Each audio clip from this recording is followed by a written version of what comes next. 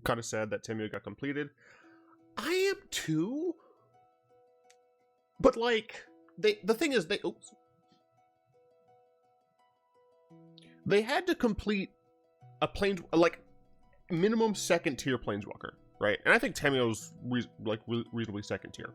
Because if it was like a third tier walker, like, who cares, right? But the fact that it's Tamio, which is definitely minimum second tier, in terms of like story importance, it shows that they're willing to actually F people up, which is great.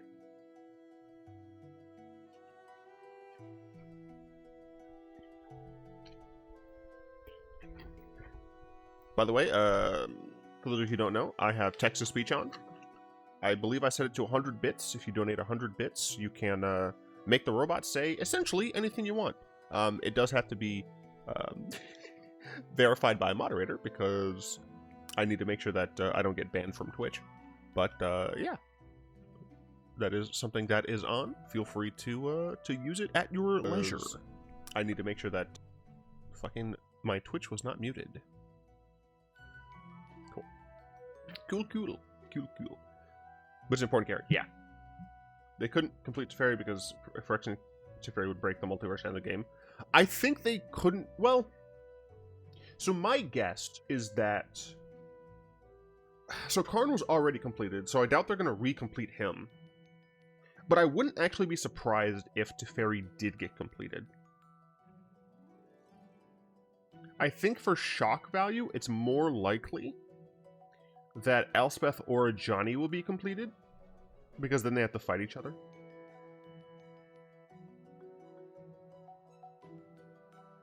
Yeah. I don't think the Phyrexians are going to make Timu for Emrakul because she doesn't know how she did it in the first place. Yeah, it was suggested that Emrakul essentially put herself in the prison. Ashiok, the thing is, Tezzeret is not Phyrexianized, right? Tezzeret's not completed.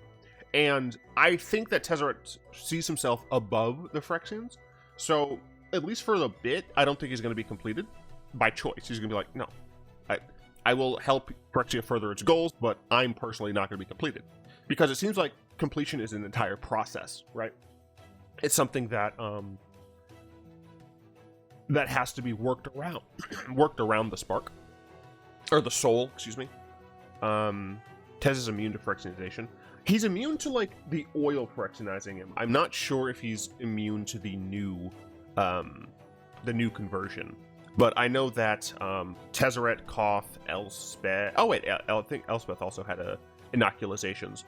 But yeah, they essentially are vaccinated against it. But Ashiok, I feel like Ashiok might undergo... Like, Ashiok, I think, is kind of up in the air of whether or not they'll become Phyrexianized. Or I should just start saying completed, because it's way easier to say. Jin would probably find a way. Yeah, that's the thing, is, like, Tezzeret wouldn't do it, willingly. I think Jin Gitaxis would have to, like, scheme to do it.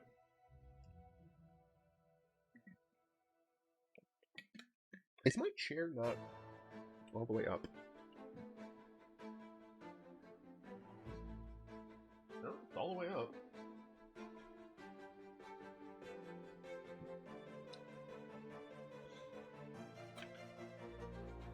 Well, I have to eat my fucking lunch today, everybody, so.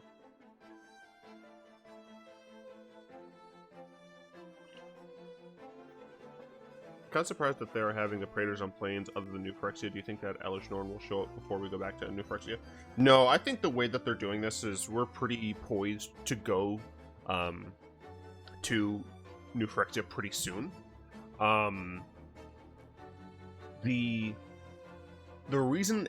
Another reason I don't think Elish Norn would is because she won. She is the leader of Phyrexia right now, of New Phyrexia. So she gets to essentially tell the other Praetors what to do.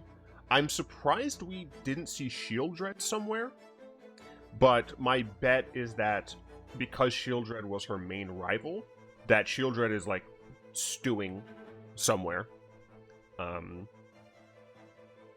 Yeah, I actually think it's kind of interesting. So, like, the red Phyrexian is the one who's just like, leave me out of all of this. The black Phyrexian is like, I can't believe I lost. Go f*** yourself. And then the Bant the banned color wheel is the leading Phyrexians. Shieldred got taken out of Jumpstart Historic Horizons.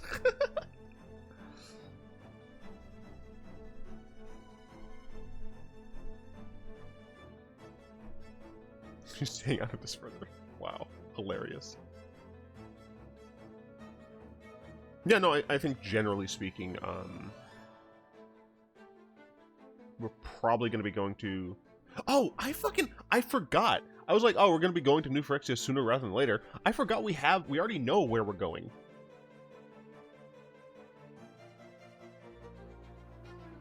Maybe? Magic, the Gathering, set,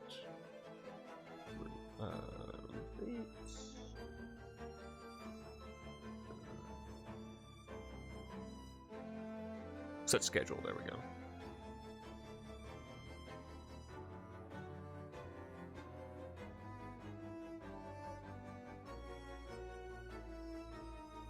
Yeah, so we already have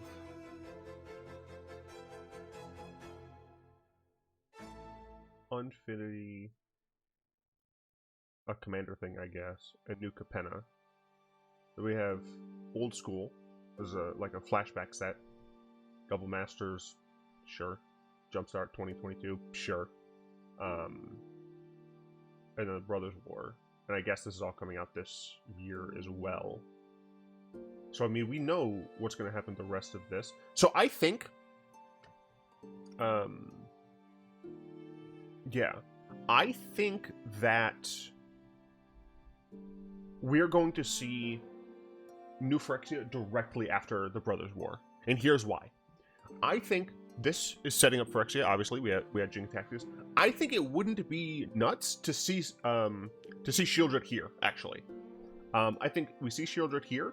And then this here is like harkening back, retelling the story of the Brothers War, where we're seeing Urza and Mishra like discover Phyrexian shit and then fight each other because they're stupid. And then like that's been like remember the roots, and then we shift to New Phyrexia. I think New Phyrexia is going to be either the set directly after the Brothers War or one set after. Phyrexians complete Teferian. He does some timey-wimey shit and goes back to Urza era. I don't think so.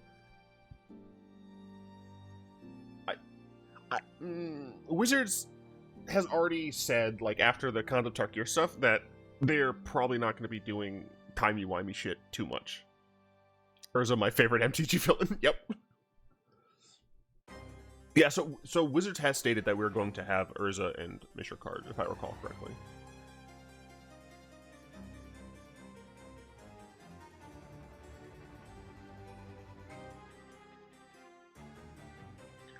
They might.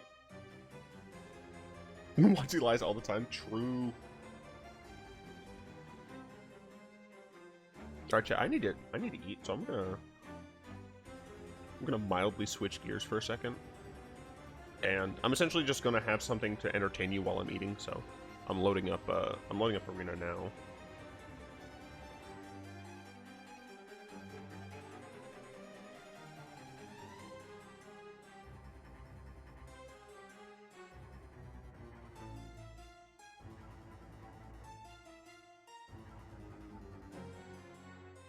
There we go. I don't know why it's not full screen.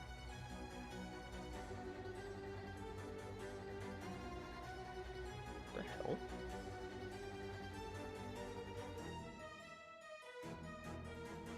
It was on display capture. What the fuck? It should be in game capture.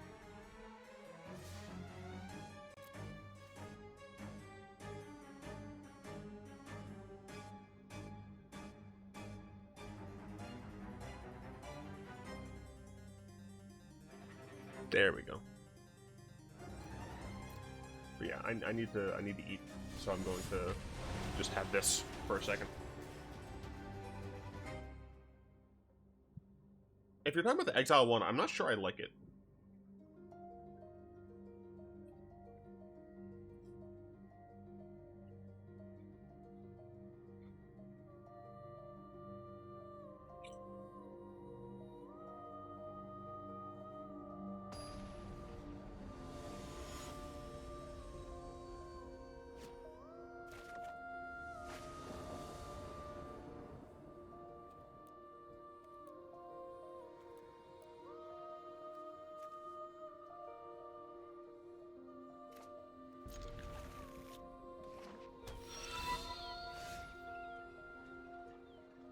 Subscribed. You mean I can make the bot say whatever I want?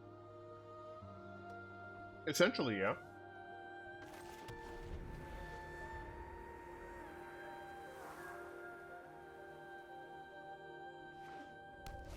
Also, thanks for the 9 months.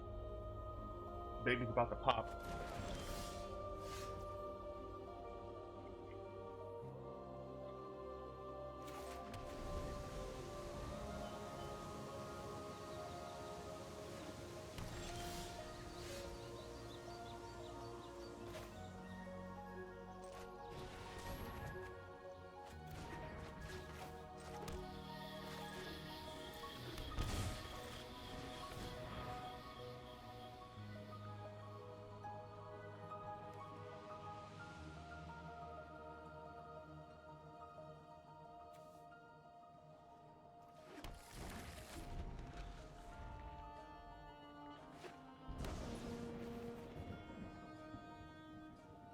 Oh, yeah, brother. You see? Oh, I shouldn't have said brother. That's my oops. My bad. Oh, yeah. We're gonna go ahead and we're gonna take this king, this so-called return king, and we're gonna send him back to where he returned from, yeah? You don't know the power of the Slivers, okay? They're a community. A community of the baddest mother is this side of the wrestling ring, yeah. Oh, yeah, we're gonna take him down, we're gonna make him clown, and then we're gonna come up. Yeah. He's using a shrine. He better use a shrine because he's gotta pray. He's gotta make sure that his gods are answering him. Because when the Slivers come down, they're making him go somewhere. Yeah. What you mean, Randy Savage? Yeah. Well, fuck you.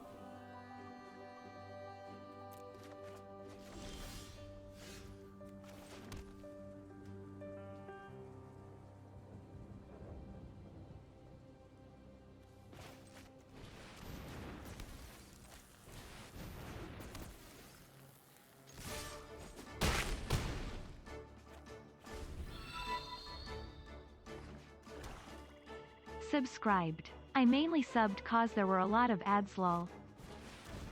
I don't control that.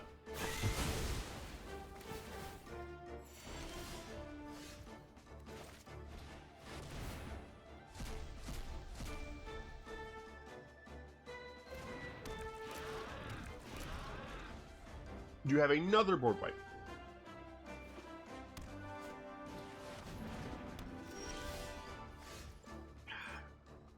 So it's death then.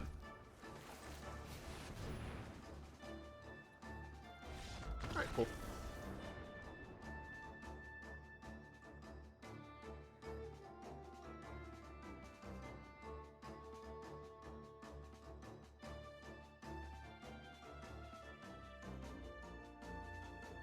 Oh, yeah, send him pecking like the coward he is, yeah.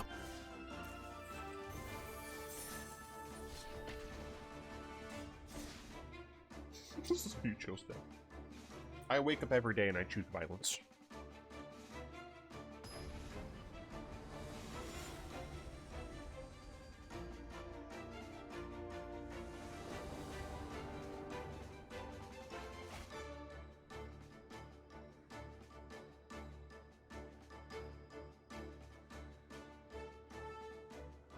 God damn, that's a lot.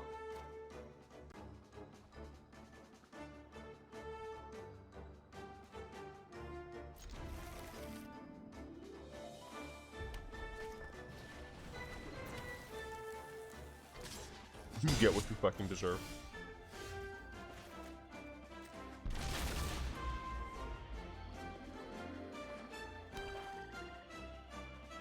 Why? Because I'm not a corpse? I don't get it. Just do my shit. Fuck you.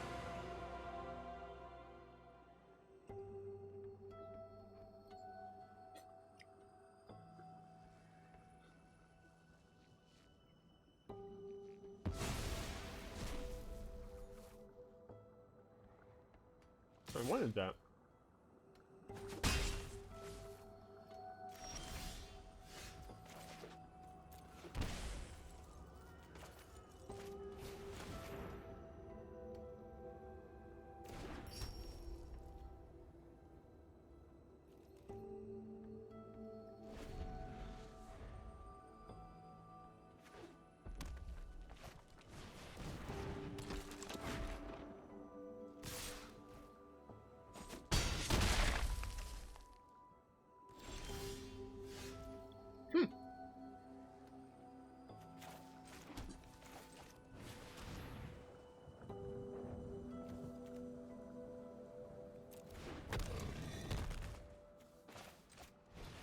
guess I could have played that tap.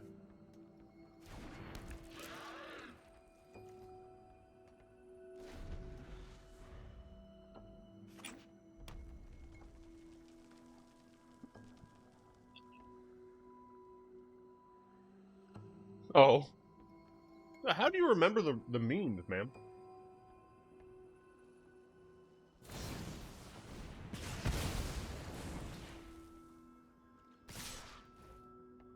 This is very painful.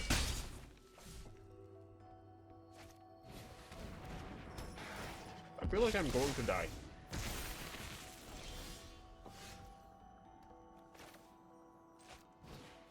I do some good here. Well, fuck.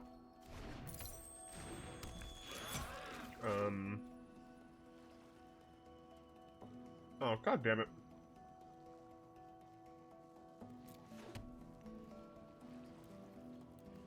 I died.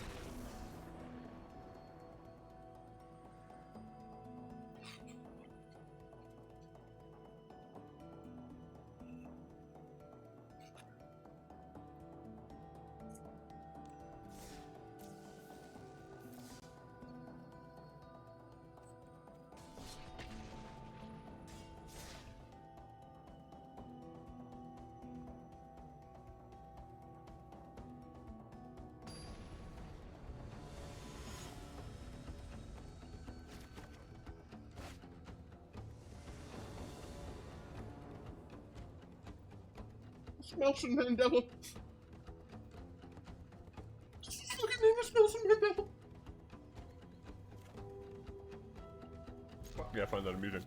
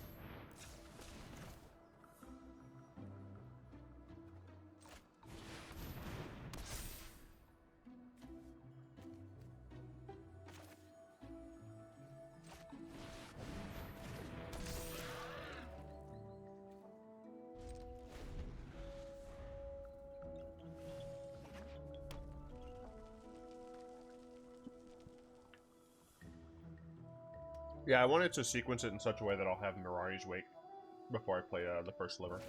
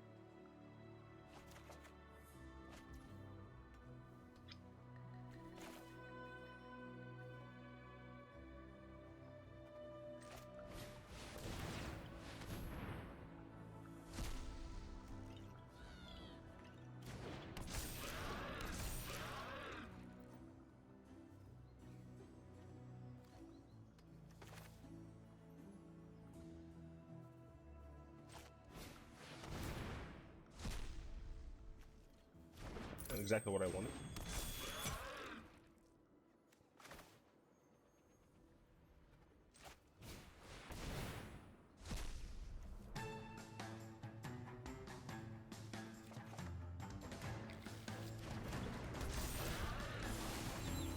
Ah! It tapped me horribly. Alright, I'm dead.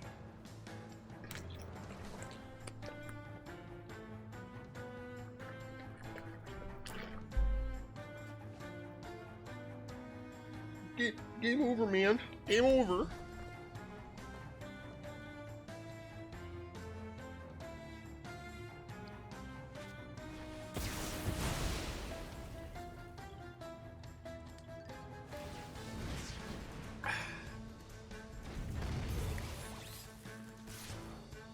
Oh, this is fine.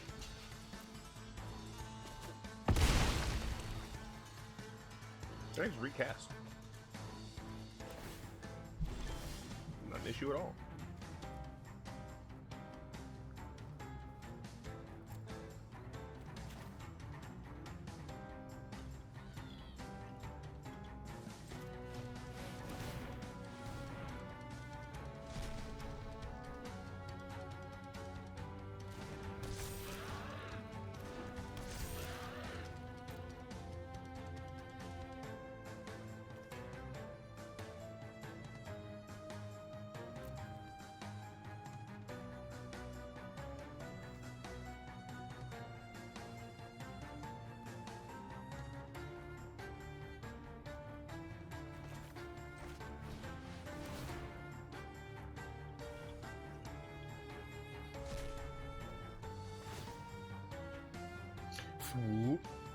I guess I should have played Imminent Doom.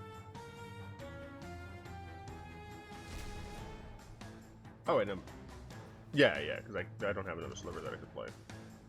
But yeah, I should have played Imminent Doom there.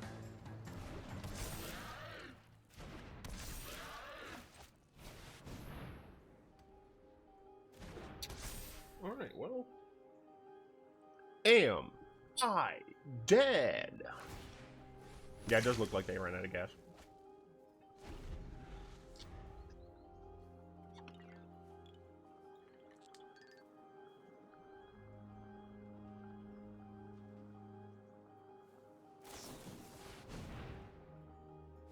Okay, still alive.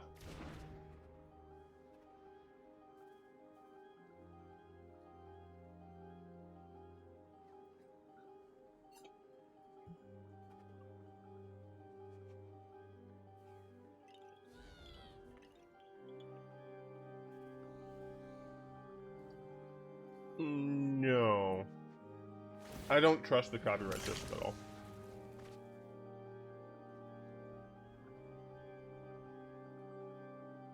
Yeah, Trencher, I'm just going to say that it was unlikely.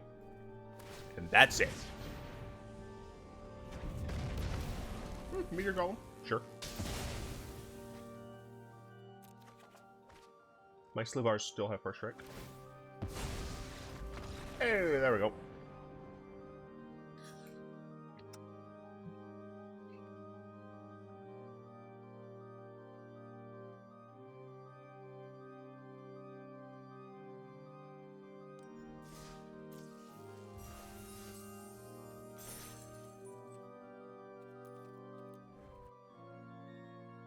Alright. Back to this. Alright, Kaito Shizuki.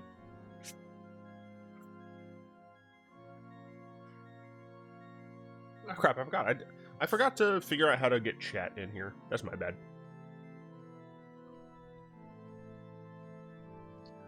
3 mana, 3 loyalty, essentially ninja. At the beginning of your end step, if Kaito Shizuki enters the battlefield this turn, he phases out. Right. So this is kind of his ninja-ness, right? He gets essentially a free turn. Because your opponent can't answer him with sorcerer speed removal, so I do think that's kind of interesting. Draw a card, then discard a card unless you attack this turn. Essentially a miniature version of... Not Contentious Plan. The 2 mana map thing from Ixalan. And if you're putting him in a ninja deck, where I assume is where you're going to be putting him, I think that ability makes sense. I think it's totally fine. Looting, like, if you really need it, into just chart course, thank you. Into just like an okay plus to draw, seems fine. Does technically protect himself, because he does make a blue ninja that can't be blocked, which obviously works nicely with ninja too. Although the fact that it's a token does mean that whoops, it's going to die when you put it back in your hands. But it can technically block for him. And then the emblem, whenever a creature you control deals combat damage to a player, choose a library for a blue or black creature card, put it on the battlefield, then shuffle. I mean, you can swarm on them. I don't feel like the emblem is technically great if you're trying to do a ninja deck. Whenever a creature you control deals combat damage to a player, choose a library for a blue or black creature card, put it on the battlefield. Yeah. So I'll play to for rogues, they might see it come back. Oh, that's something that we're going to talk about once we get to the cards, but I really appreciate one of the things WotC did here to make it so that the cards are the specific tribes work with the general tribes. So I do generally like that. Overall, I think it's a cool card. I think that these pre-order prices are nuts. I don't think this card's going to be remotely correct. I feel like Kaito's not going to actually see a ton of play, but I do like it. Atsushi, the Blazing Sky. By the way, if any of these are like actual like spoilers, like leaks, I'm just using Scryfall. I don't know. 4-mana 4/4 flying triple dragon. I mean, we've seen a lot of 4-mana 4/4s from Wizards recently in the dragon category, and they've pretty much all had outside. So I mean, I welcome more of them. I would still like some pushed 5-cost dragons, but I'll settle for 4s. When it dies, choose 1. So I like that they all have choose 1 options. So instead of just like, oh, Ryusei dies, he blows up the world, right? But these dragons generally feel weaker than their OG counterparts, which I guess makes sense because they're like the new reincarnations, but oh, I know. Exile the top 2 cards of your library until end of your next turn. You may play those cards. Sure, impulse draw until end of your next turn is helpful, but at least me. But why not choose up to 1 just for the fringe cases? I mean, the amount of fringe cases though for this specific thing, I think is like infinitesimal. Like, when are you going to not want to exile the top 2 and not want to create 3 treasure? Like, you have to be in a situation in which you only have like 2 cards left, right? And then you'd exile, and you'd have to be in a situation where creating treasures kills you immediately, essentially. So I think it's fine. Anyway, the second one's create 3 treasures. It's a 3-mana rebate. I think that's fine, but again, it's no Ryusei. Hidetsugu in his many different colors. I love that they have Hidetsugu back, and it makes sense for Hidetsugu to still be alive 100-something years later, because he's, you know, a demon. But if you Mindslaver, then you still leave your opponent with some benefit. Okay, yes, Mindslaver, the one card that would matter. Query: why are you being crap? I had the word in my brain. Why are you being a little stinker? I don't remember. You're contrarian, that's what it is. Hidetsugu, 4-mana 4/4. Kind of easy to cast, which is nice. Second creature to scry 2. Gotta pay black for it, but that seems fine. And the 3-mana, tap, exile the top card of your library. You may play that card this turn. When you exile a non-land card this way, he deals damage equal to the exiled card's mana value to any target. Oh.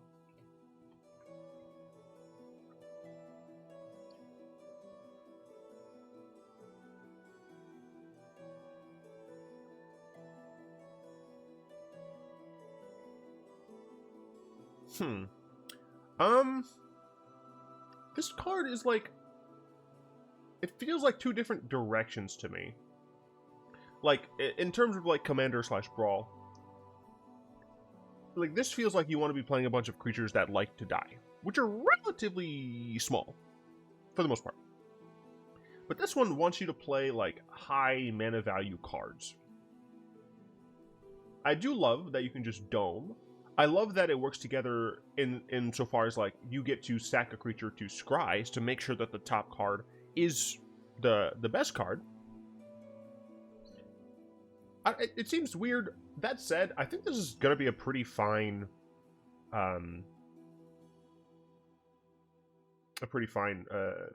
like, commander. This breaks with Paradox Engine. Everything breaks with Paradox Engine. Yeah, I wanted to talk about these lands because they are gorgeous.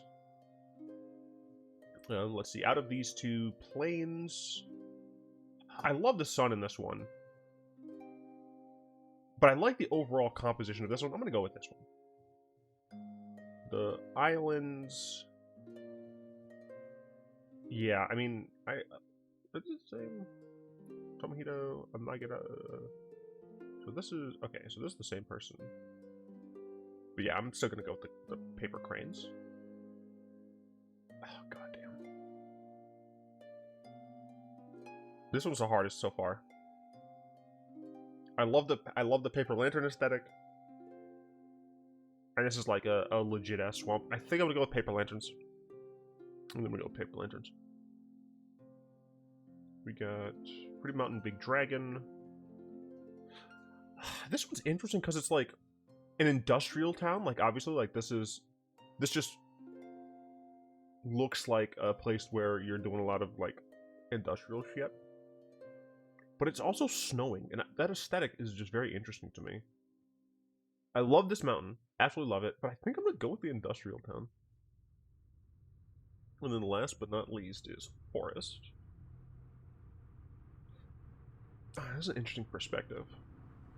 I love how this is the kanji for tree, and then forest is just 3 trees. I think that's hilarious. I do love that. I'm gonna go with this one. Ah! I'm hiccuping. I have to stop breathing for a second. Sorry.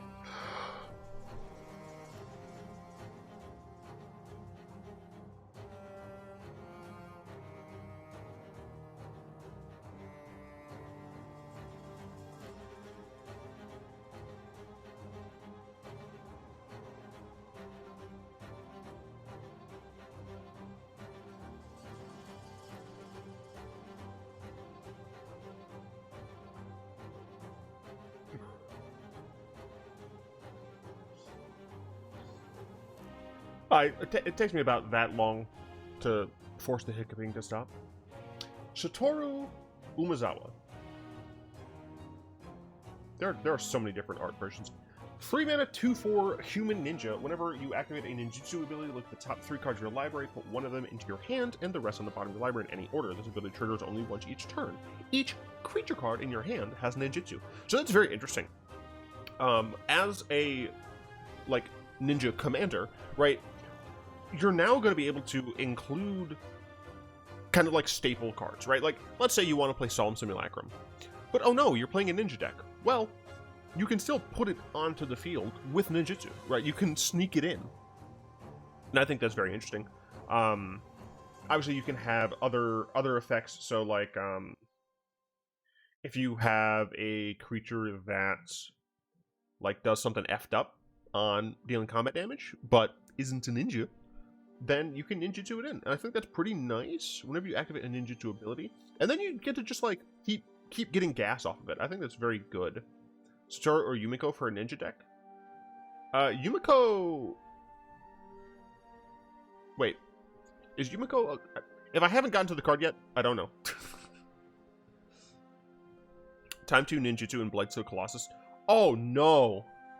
Oh, why? Why? It's... Oh, no. 4 mana? Bro, you could kill someone on turn 4.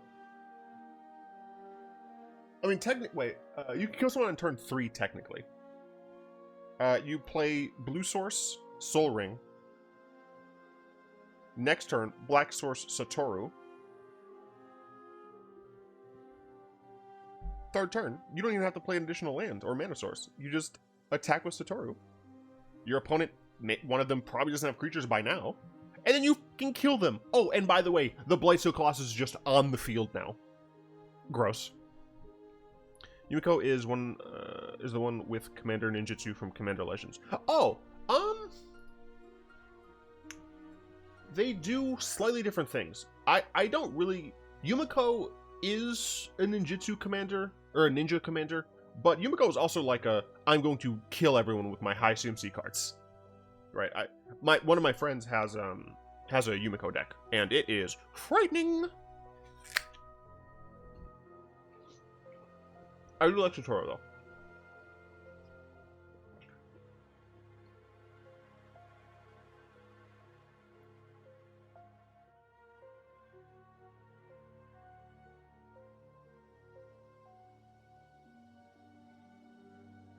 Then ninjutsu in the ninja to make a copy of a tagged creature.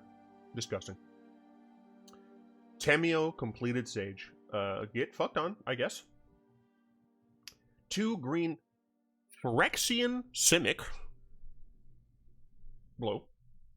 Completed. It can be paid with either this or this. If life was paid, this Planeswalker enters with 2 fewer loyalty counters. So my guess, right, my guess is that this is not...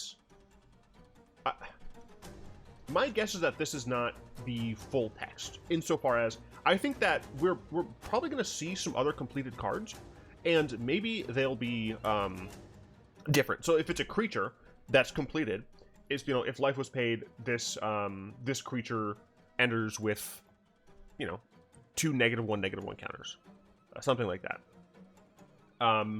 Could you do it with a instant sorcery? Now that's going to be harder,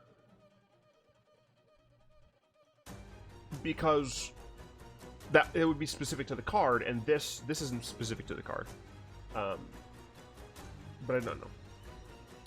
Tamio with Roaring Flex pretty much makes the completed clause nil. Oh, that's true. I don't like how Wizards kind of sloppily did Phyrexian numbers. I feel like they could have done this. Well, never mind, because like the numbers are the most important part. Yeah, never mind. It's fine. I don't like the font for the Phyrexian numbers, but... +1, tap up to 1 target artifact or creature. It doesn't untap when it controls that comes that tap. Protect yourself, sure. -X. Exile target non-land permanent card with mana value X from your graveyard. Create a token that's a copy of that card. I mean, you could essentially like play Tamio as like an alternate 5-drop, right? Like you play her for 5, and then you can get a 5-drop back, just like out of your graveyard. But -7, create Tamio's Notebook, a legendary colorless artifact token with spells you cast cost 2 less to cast, and tap, draw a card. This card is kind of bad though. She might see play in some niche EDH deck. I mean, the thing is, right? Her plus ability is kind of trash, but her 2 minus abilities aren't bad. Being able to just get something back is quite nice, especially if you're like in a Planeswalker deck and like there's like a Planeswalker in your graveyard that would be great to have. And then like being able to just have your stuff, all of your stuff cost 2 less is nuts. Cheating on mana is the easiest way. And of course you can draw a card, which is nice. Do you think completed will show up on non-Planeswalkers? I feel like they should. I think the cost of using life for creatures would be coming in with 2 -1/-1 counters. The issue is, I don't know how to translate that to other permanent types or other card types, right? An enchantment. How, like, you could make it deal 2 damage to yourself so that you're taking a total of 4 damage, maybe? But, I don't know. I guess I didn't consider exiling Planeswalkers. Yeah. She's fine. I love the Phyrexian version, this art, because she has the Phyrexian part on her arm.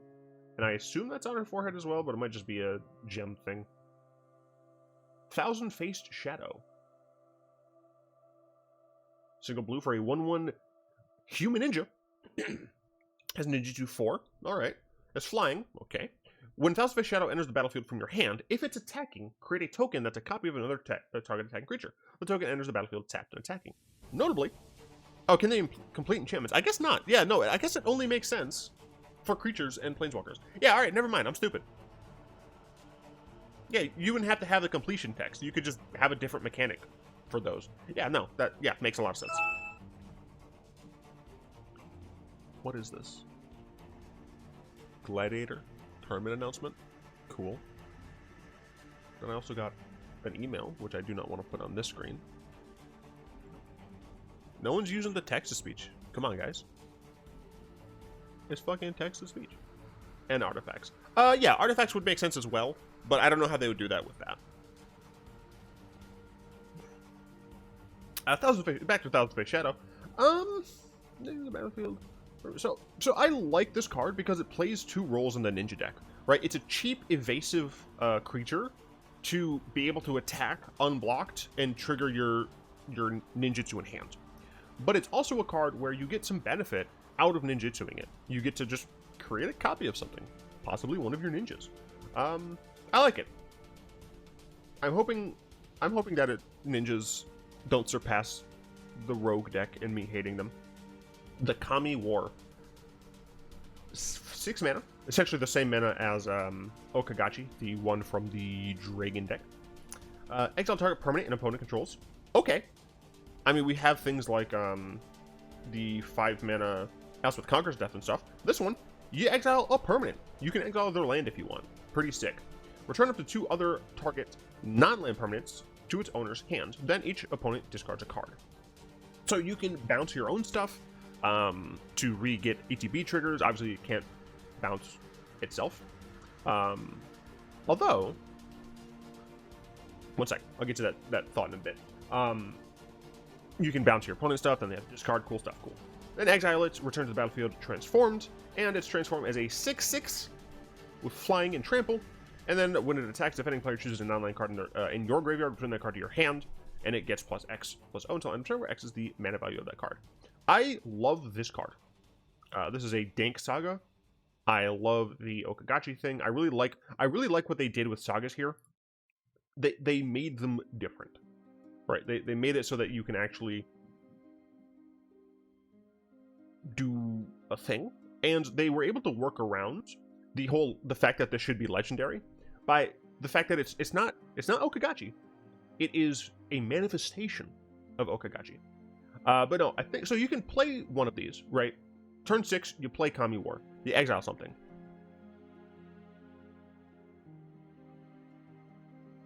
Oh no, that wouldn't.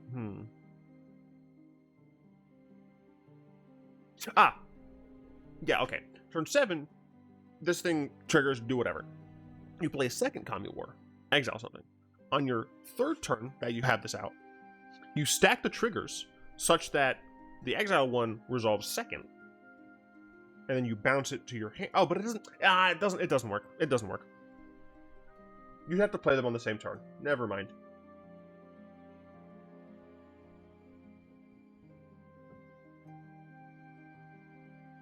Do you think we'll get a new Atraxa or a reprint of the old Atraxa? That depends entirely on whether or not Proliferate is going to be in the set.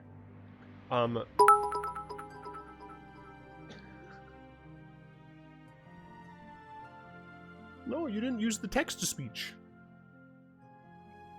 For 5 more, you could have used the text-to-speech.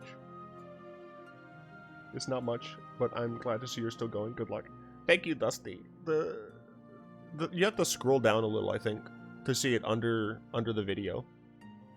It's called Say It Live. Oh, Kami War. Cool. Cool stuff. Shattered States Era. I haven't read any of the story yet. I need to. 5 mana. Gain control of a creature until end of turn. Gains haste. Creatures you control get +4/+0. Exile the saga. Return to the battlefield transformed into Nameless Conqueror. Trample and haste. I mean, this is a common saga.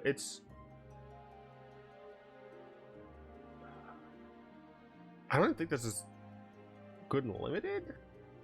Seems bad. Life of Toshiro Umezawa. Or Toshiro. I don't remember exactly which. 2 mana. Cool. Cheap saga. Target creature gets one effect, one charge counter of Umezawa's Jite. I love it. Happens twice. I love it. You can gain 2. You can make something get smaller. You can make something get bigger. I love it. And you get to exile and turn it into the memory of Toshiro. My thing is, what the oh wait. I don't remember Toshiro's actual ability. Whenever creature an opponent controls from the graveyard from play, you may play that you may play target instant card from the graveyard.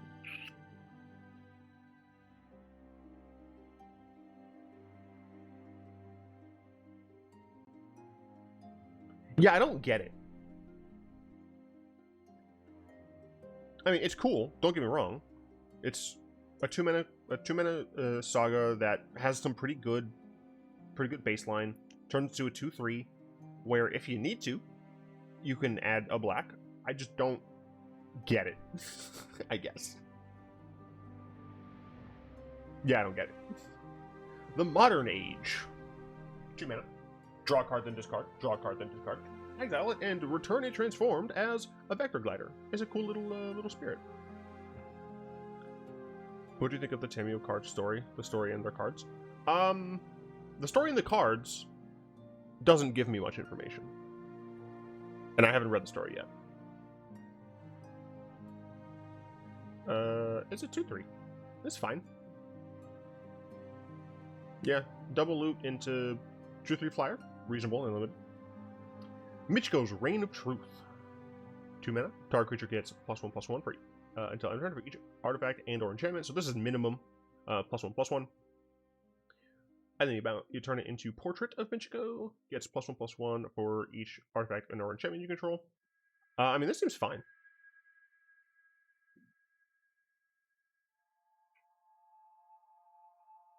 Yeah, I mean, I guess, Christine, but like, I don't know, it feels strange to me.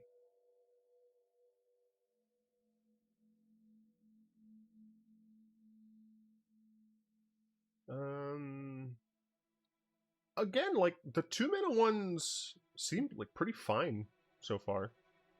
Era of Enlightenment. Scry 2, gain 2. Turn it into a 2/2 with first strike. Again, it's a common saga. It helps out your Enchantment Matters cards. Its first ability is like the main good ability here for like limited. But you know, I think this card's just fine. Birth of Malicious Altar.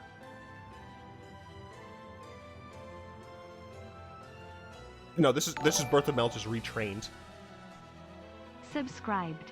Yo, Dusty Goblin, thanks for the Prime sub. Anyone else who's in here who has Amazon Prime, you get a free Bezos subscription once a month. And if you haven't used that Bezos subscription, you're essentially wasting free money. Why not give it to me so I can sustain myself on green apples?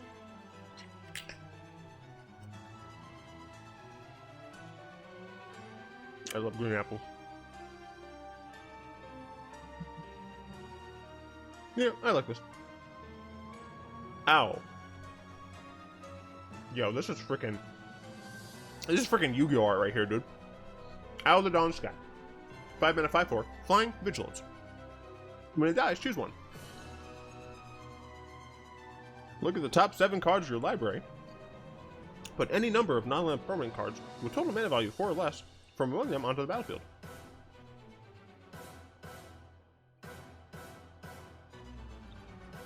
That is underwhelming. That is incredibly underwhelming. Put 2 +1/+1 counters on each permanent you control that's a creature or vehicle. I mean, I guess that's fine. I don't love it, but you know, it's fine. The art is the most impressive part of the card. Yeah. I'm inclined to agree. I mean, the thing is, like, just like the Red Dragon, these abilities aren't terrible.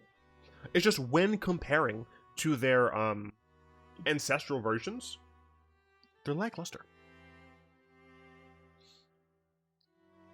Kyrie? No, this is a Cyber's Dragon right here, dude. Kyrie the Swirling Sky, 6 mana, 6/6, flying with Ward 3. Okay, like it. When it dies, choose one. Return any number of target non-land permanents with total mana value 6 or less to their owner's hands. Okay. So blue gets to do this, but white can only get mana value 4. Why couldn't it get mana value 5? This gets to target the amount of mana it has. Why can't the white one? No 6 cards, then return up to 2 instant or sorcery cards from your graveyard to your hands. The one time where blue gets the good cards compared to the other colors. Bye-bye tokens. Oh yeah, get fucked tokens. Kyrie from Kingdom Hearts is Magic now.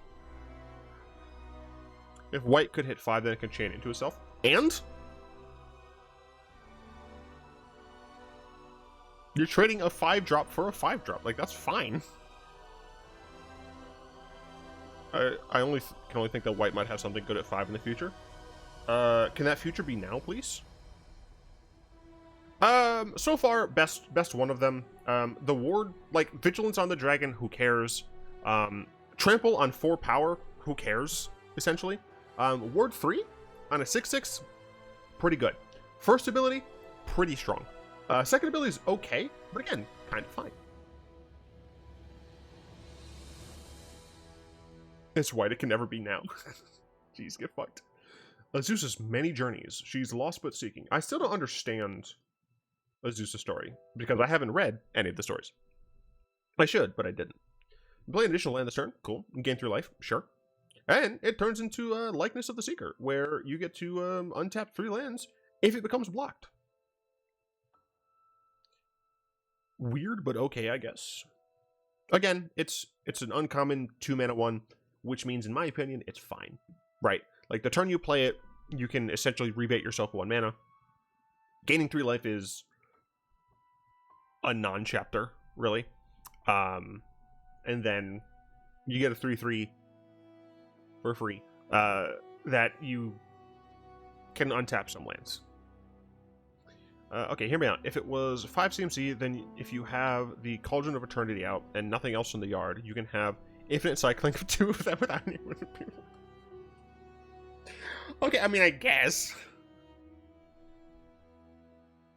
Go Shintai of Shared Purpose. So they're bringing back shrines, but they're going to be hybrid shrines. They're creatures and enchantments. One sec, I need to check on my Amazon package.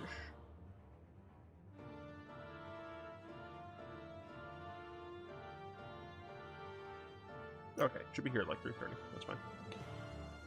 4 mana, 1/3. Ugh, that's kind of small. Vigilance at the when are you attacking with this? At the beginning of your end step, you may pay 1 if you do create a 1/1 color spirit token, creature token for each shrine you control. So this is interesting. Shrine is not becoming a creature type. Okay. It's an enchantment type. Did people think that they were making Shrine into a creature type?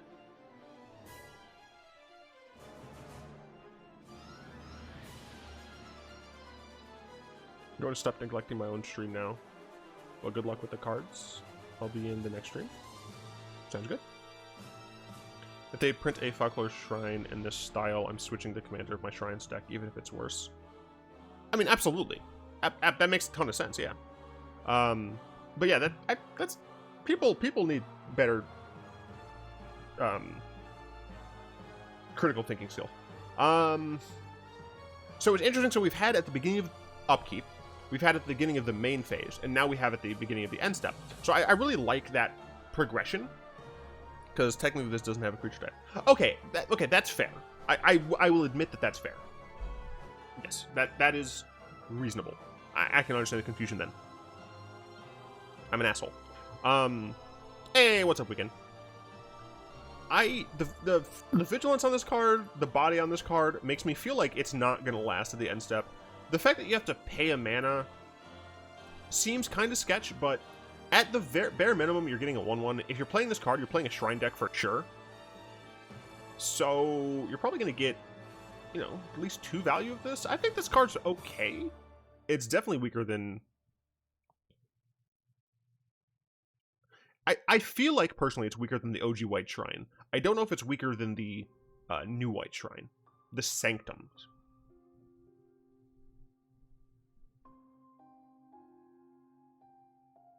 Just put it into play with Sanctum Ball, easy clap. I mean, fair.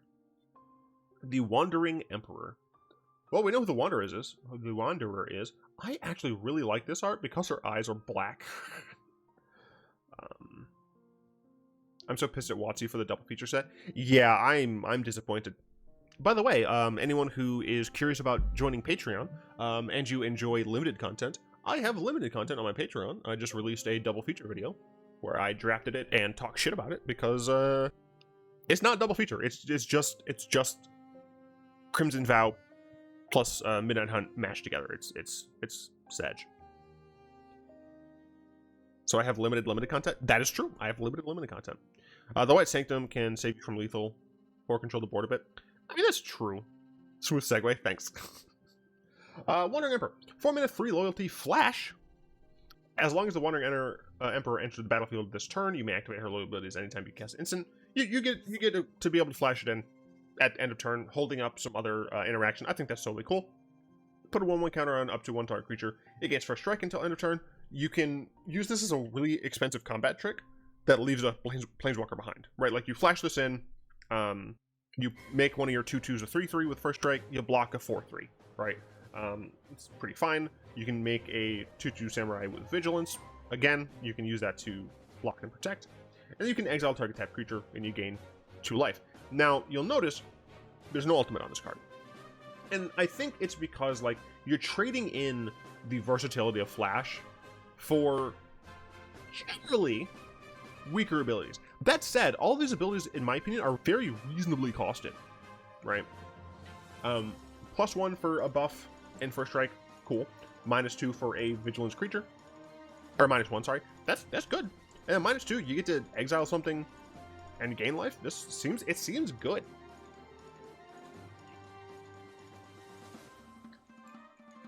This is a good mono white. True.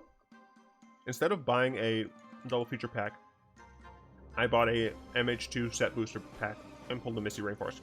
Nice. This card is gonna see legit play. I agree. I think this card's good. I think this card is actually good. Kyodai. Soul of Kamigawa. Flash flying. 4 mana, 3/3. When it enters the battlefield, another target permanent gains inshuffle for as long as you control Kyodai. 5 mana, Kyodai gets +5/+5 until end of turn. That is repeatable. You could theoretically pay 10 mana and make this a 13/13. I mean, this could be a shrine. Like, if we don't get an actual 5-color Go Shintai, then I think this could be the shrine one. Just for, like, theming reasons. I don't think it's gonna be good in, like, non-brawl situations, but hell yeah, baby. Tezzeret, Betrayer of Flesh.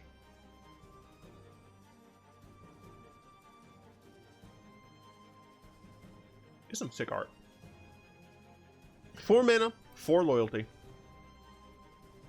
First activated ability of an artifact you activate each turn costs 2 less to activate. Delicious. So nice. Draw 2 cards, then discard 2 cards unless you discard an artifact card. This is...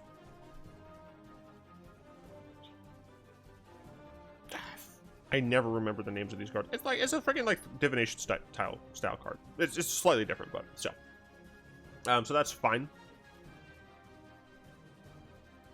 Enhanced looting. -2. Target artifact becomes an artifact creature. If it isn't a vehicle, it has base power and toughness 4/4. That's sick. You can just turn your vehicles into permanent creatures, which is awesome. Or you can do what Tezzeret loves doing and just turns artifacts into things. -6. You can emblem with whenever an artifact you control becomes tapped, draw a card. Did someone say Paradox Engine? No, I mean, I love all of this. This is evil, and I love it. Dude, I love Tezzeret. Tezzeret's cool. Tezzeret is awful. He's a terrible, bad person. For what? Like, I can't, like, he grew up, like, super poor and just, like, belittled in his entire life. And then he, like, worked really hard, stepped on some people, to get where he is. And then Jace was just like, yeah, I'm taking over your organization. Get fucked. And then, like, before like, dying, he gets revived by Bolus, who's now like, haha, I let you live. You are my slave now. And then he's like, okay, well, fuck you. He goes to Phyrexia, does some cool deals, whatever. Puts a freaking planar bridge into his arm. Like some sort of cool mad dude. And then, like, nopes out of there when Bolus's plan gets effed. He's like, oh, Bolus is gone? Goodbye. And now he's just fucking the entire world up. It's great. I love it. Hey, what's up, Clockworks? These prices are gonna tank. I hope. This one, there's no way this is dropping. This art is very reminiscent of the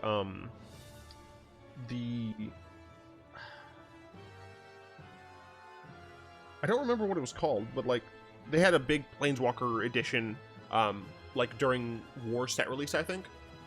And all of those prices are still super high, and this is very evocative of that style.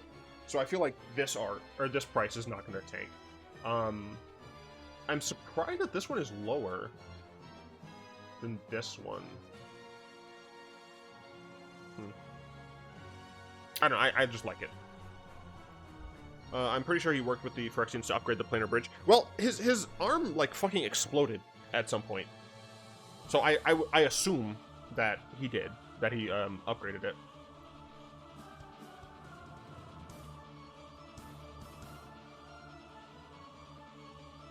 Although, remember, it had to have been recent.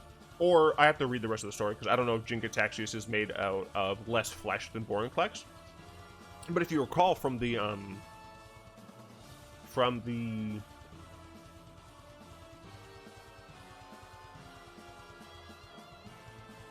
Kaldheim. I kept wanting to say Valheim. From the Kaldheim story, Vorinclex went through the portal, and all of his flesh was, like, essentially burnt away.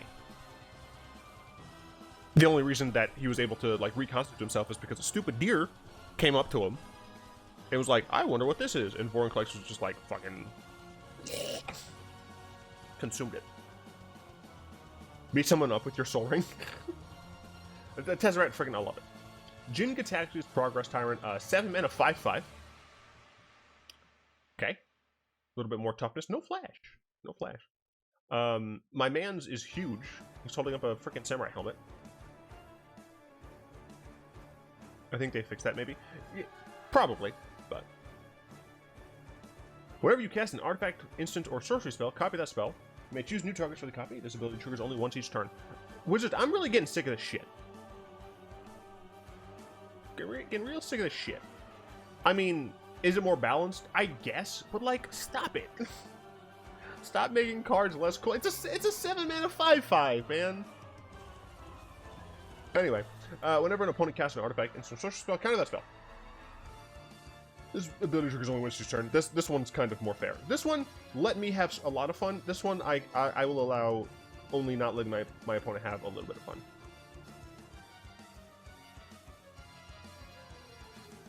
Jin know that cultural appropriation?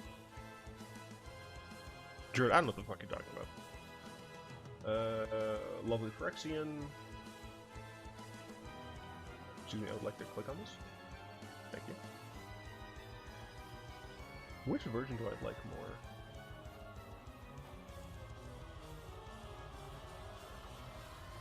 He do kind of look like a blue-eyed white dragon. Dude, it's Splinter! It's Master Splinter! This is meant to be Master Splinter, right? Like, my dude is in a sewer. He has the little walking stick. He's a rat ninja. Like, there's no way this wasn't Master Splinter. Anyway, 2 mana, 2/2. Ninjas do 2. Ninja abilities you activate cost 1 less to activate. Cool, sure, awesome.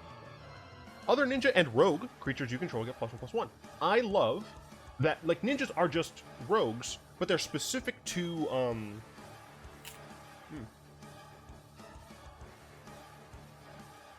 They're specific to Kamigawa. Or maybe other planes, but right now just Kamigawa. I wish that some of the pirate support was also rogue support. In my head, Jin was holding up the helmet trying to figure out how to get it to fit.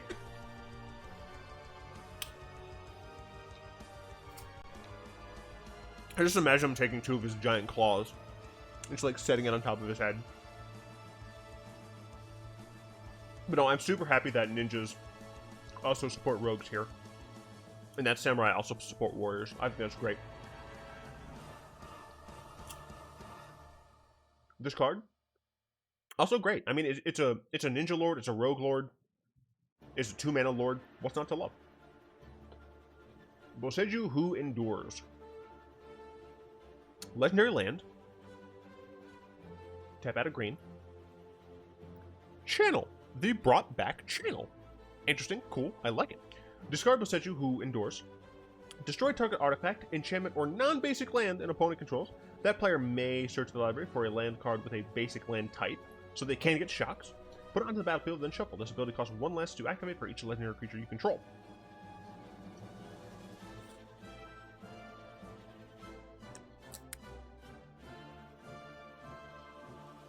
This can blow up lands. Now let's say you happen to have a card that makes it so your opponent can't search but the top 4. And Triumph, that's true. They can only search the top 4. You can blow up one of the lands. And they get fucked. I love it. No, I mean, this card's cool. I really like just the... You can play it as a land. You can play it as, you know, just a 2-mana, just like, Assassin's Trophy, essentially. It doesn't hit creatures or planeswalkers, but that's fine. Pseudo-Assassin's Trophy. Or you can just frickin' play one of them. Oh no, you top decked another one?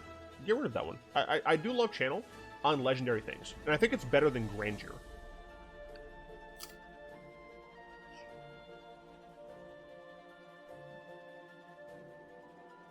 I like the new art better. Yeah. Goro, disciple of Ryusei. Dude, Ryusei is not dead.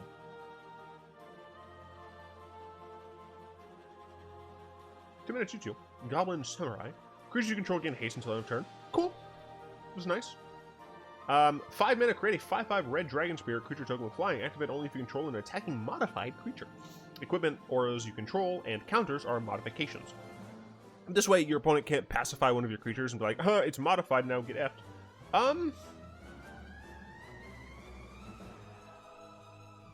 I mean, theoretically, if you have a lot of mana, you can pay this multiple times. I feel like this is like a goblin... Like a mono red equipment deck. Maybe has some goblin sub-theme, maybe some samurai sub-theme. And then you just happen to have access to a commander that can pump out dragons, right? Like, one of the nice things about Goro is that early game, you can put equipment on them and stuff. But once you get to the later game where his power and toughness maybe isn't up to snuff, he can just stay back, helping your squad, right? He's now the samurai that's giving orders, giving him haste, making it so that you can pump out dragons and shit. I think it's really cool. Is he good? I don't know. This art is too busy for me.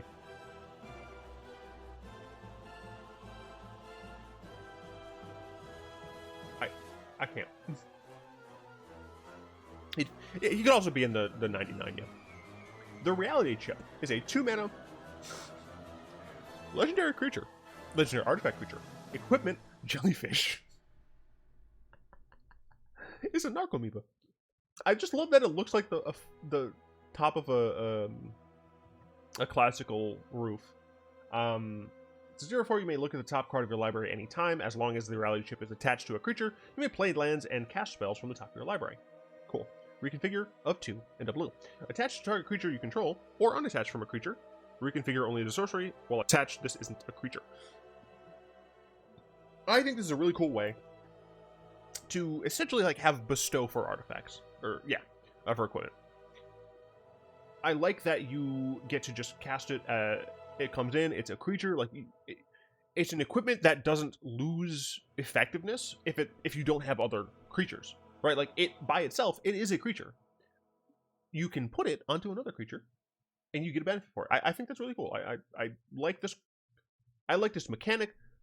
This card, I'm gonna go on a limb and say is bad. I feel like it's bad. Surge Hacker Mech. This is Tau time. We're now playing with the Tau. 4 mana 5/5 Menace.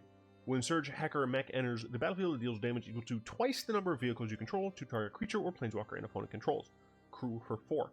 Now, what's interesting here is that if it's just this is the only vehicle you have, you still bolt something or shock something for 2. Like that's not awful, right? Like you're in a situation where you don't have any creatures to crew this. You're like, I'm under pressure. You still get to hit something, right?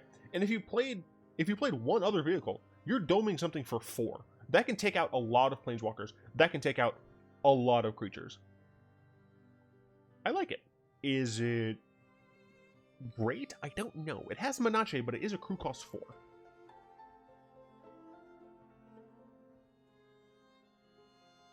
I do love that we get to see the pilot. Look, this angle. This angle reminds me of freaking Ghost in Shell, dude.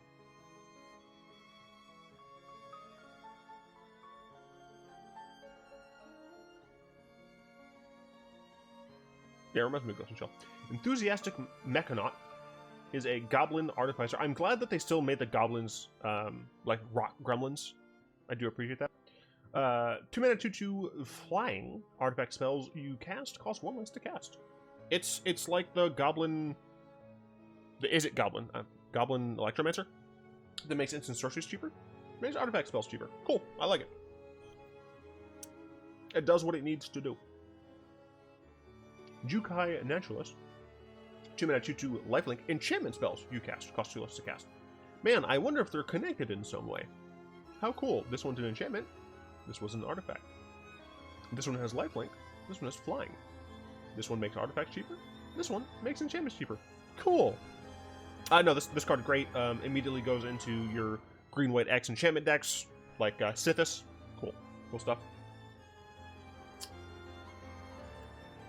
You think it's a coincidence? Are you serious?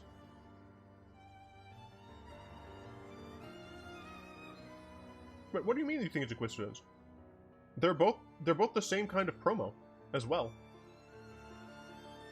I'm fairly certain this is purposely done.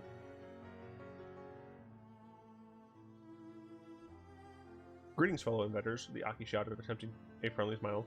To her dismay, the greeting was met only with shrieks and alarms being activated.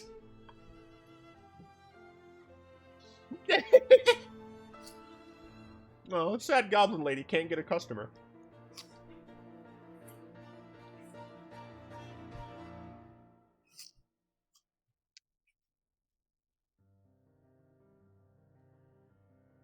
Secluded Courtyard. Land, enter the battlefield, choose a creature type. Tap, add colorless. Tap, add 1 mana of any color.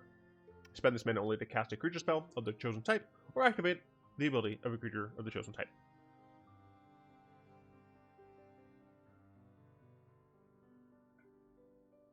Query, I don't know if you're trolling me. Text is very difficult to interpret over the internet, and I legitimately don't know if you're just messing with me. Anyway, this card is a little... Isn't it just better than Unclaimed Territory? Sarcasm doesn't come across well, yeah. I feel like it's just better than Unclaimed Territory. Other than that, I don't care about it. Spirited Companion is a 2 mana 1/1. When it enters the battlefield, draw a card. So now you can go white 2 mana creature, draw a card. White 3 mana creature, the dwarf, I think, the dwarf cleric, I think, from AFR, and draw a card. Wow, cool! They replaced themselves. I don't care. This is a card that replaces itself in an enchantment deck. White Elves Visionary. Yep. This is White Elvish Visionary. It's a Shiba Inu. It's cute. Cool.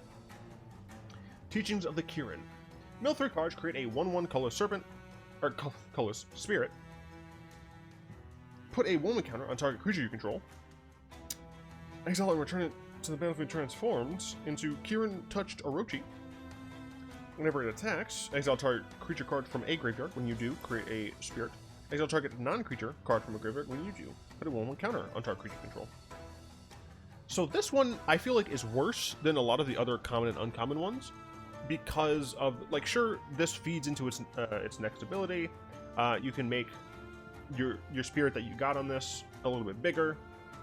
But then, let's say you play this on turn 2, right? Turn 3, turn 4 is when this flips. Oh yeah, it doesn't even just flip. It exiles and flips, which means you can't attack with this on turn 4. You'd have to wait until turn 5 to attack with your 1/1. Maybe you can become a 2/2. But it's just a 1/1. My evaluation of all of these enchantments actually has gone down. Because I did forget that all of these exile before they return, so you can't attack with them immediately.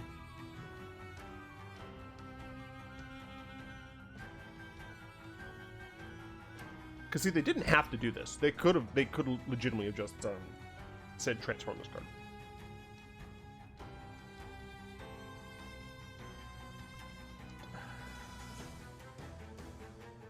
I'm not enthused by it. Not enthused. The Dragon Kami Reborn. 3 mana enchantment saga. You gain 2 life. Look at the top 3 cards of your library. Exile 1 of them face down with a hatchling counter on it. Then put the rest on the bottom in any order. Exile this, return it, blah blah blah. Whenever Dragon Kami's egg or a dragon you control dies, you may cast a creature spell from among cards you own in exile with hatchling counters on them without paying your mana cost. Oh, cool. It's for those sweet constellation triggers. I'm not gonna say anything. This saddens me. Got 3 cards. Exile 1 of them face down. I wish this could have been like hatchling or creature or land card. I understand if you don't want to make it like a bunch of other shit, but come on. I don't know, man. This just feels underwhelming. Because you're only looking at the top 3. Like, how many creatures do you need to look at the top 3? But then you also are playing this card, right? I feel like it's bad. Boseiju reaches skyward. 4 mana. Search your library for up to 2 basic forest cards. Reveal and put them in your hand, then shuffle. Put up to 1 target land card from your graveyard on top of your library. Sure. And then reach, it has +1/+1 for each land you control. I don't love this card because it doesn't ramp you. You know? Like, you get 2 basic forests. You only put them into your hand. For 4 mana, that's not great. You can put a land on top of your library, kind of bricking your draw step. You don't have to, but it's there. So Wizards, I assume, thinks that people would. And then all you get for it is a potentially big creature. I think it's a good thing, honestly. I think this needed to put exactly 1 land onto the field. If it's this one, or if it's one of these forests, either would be fine. But I think the fact that it doesn't do either, I think makes it a bad card. I think it only needed 1. If it had 1, I think it'd be fine.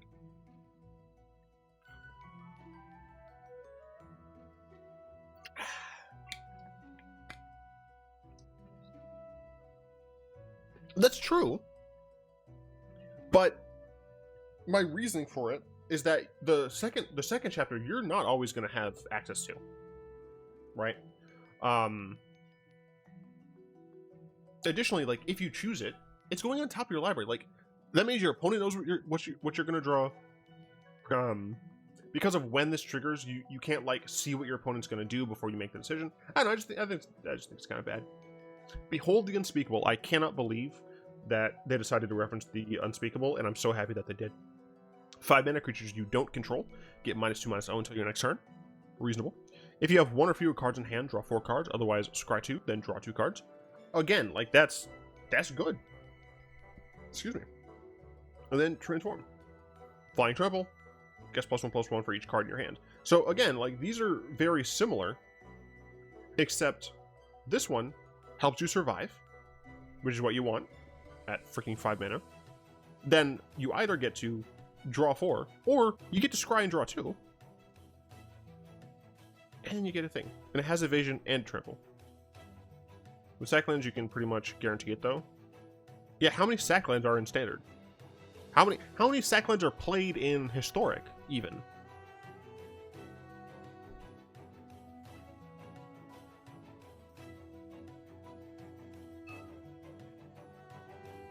As the saga enters.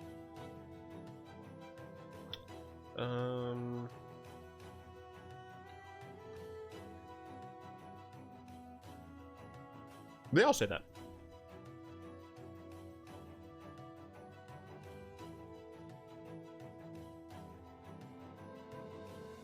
Yeah, as the saga enters.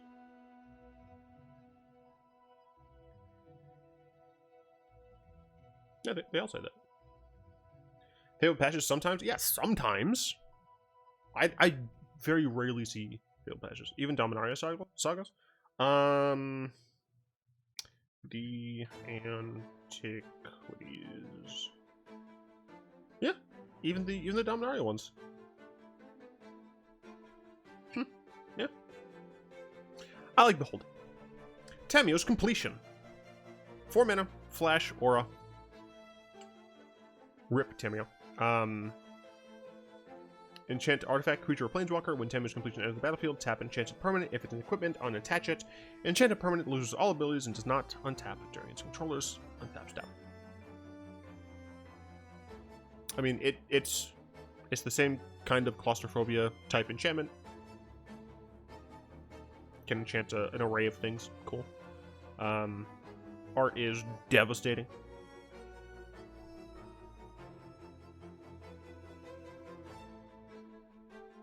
That looks like flesh. Great blue limiter removal. Yeah. All will be one. Damn right it will. Tameshi. Reality Architect. So I believe this is the person who made the chip. Yeah. Made the chip. 3 mana for a 2/3 Moonfolk Wizard. I think she's missing a leg. Ah. Whenever 1 or more non-creature permanents are returned to hand, draw a card. This ability triggers only once each turn. Stop it! White and X, return a land you control to its owner's hand.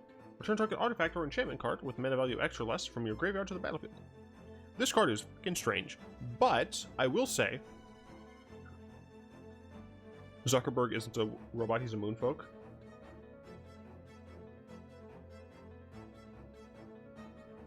Come on.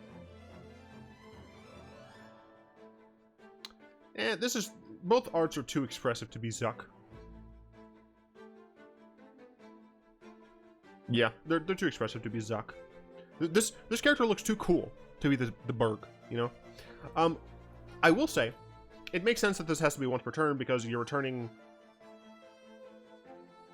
because, yeah, you can just return things at instant speed. No, you can't. Never mind. No, this card. This is trash. Draws cards if your opponent's bouncing stuff. I guess. I don't... That said, I do appreciate this Azorius space. You know, we've seen a couple of Azorius cards that care about returning artifacts or enchantments. You know, we've seen Hannah Ship's Captain. There have probably been more. I do not recall. But it's nice to get another take on it. Helps you draw cards, which is quite nice. It does the Moonfolk thing of returning land. So again, like, you can play it in more of a traditional Moonfolk style deck. I like it. I like this card. Is it good? Or is it strong? Probably not. But I think it's still a good legendary creature. Biting Palm Ninja. This is not the first art that I saw. The first art that I saw of this card was this one. And I was like, how is this a human? This legit has purple fingers. Because there's no indication that this is a glove. Right? There's purple fingers and either an actual Oni face or a mask You can kind of maybe see that that's supposed to be like someone's chin, and that's like their lip line, maybe. But to me, it just looks like this is the Oni's Dupton, right? So it's weird. Oh,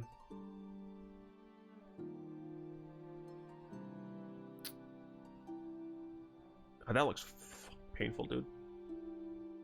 Anyway, 3 mana, 3/3 ninja, ninjutsu 3. Biting Palm ninja enters the battlefield with a menace counter on it. Talk about hand up? Fucking stop! No!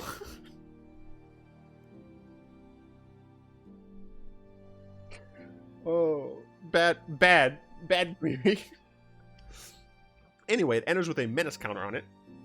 When it deals combat damage to a player, you may remove a menace counter from it. When you do, that player reveals their hand and you choose a non-land card from it. Exile that card. So this card is super interesting, and here's why. So what you can do, because of the way ninjutsu works, right? You can, let's say you attack with this card, you hit them, right? And then you remove the menace counter. They have to exile their hand. Then, at the end, like, before combat is over, during the end of combat phase, you can ninjutsu something else in, maybe something that has a super cheap ninjutsu cost, that you don't care about the trigger as much, or maybe it doesn't have a trigger, it's just a cheap ninjutsu card, to bounce this back to your hand to do it again. It also has menace, so if it's on the field, right, you have a decent chance of still being able to get through with it. I love this card for ninjas, very, very cool. Covert Technician. Oh, these are like security things. Sure. This one is more anime, which means it's better. 3 mana, 2/4, Human Ninja, Ninjutsu 2. Whenever it deals combat damage to a player, you may put an artifact card with mana value less than or equal to that damage from your hand onto the battlefield. I don't know how many artifacts you're going to want to.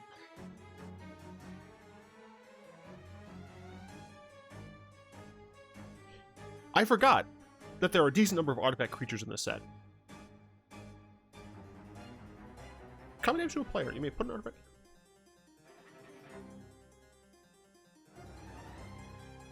This card is interesting. This card I feel like has potential.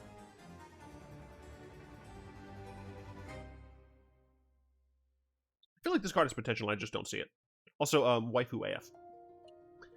We already talked about the Kami War. Yeah, we already talked about the Kami War.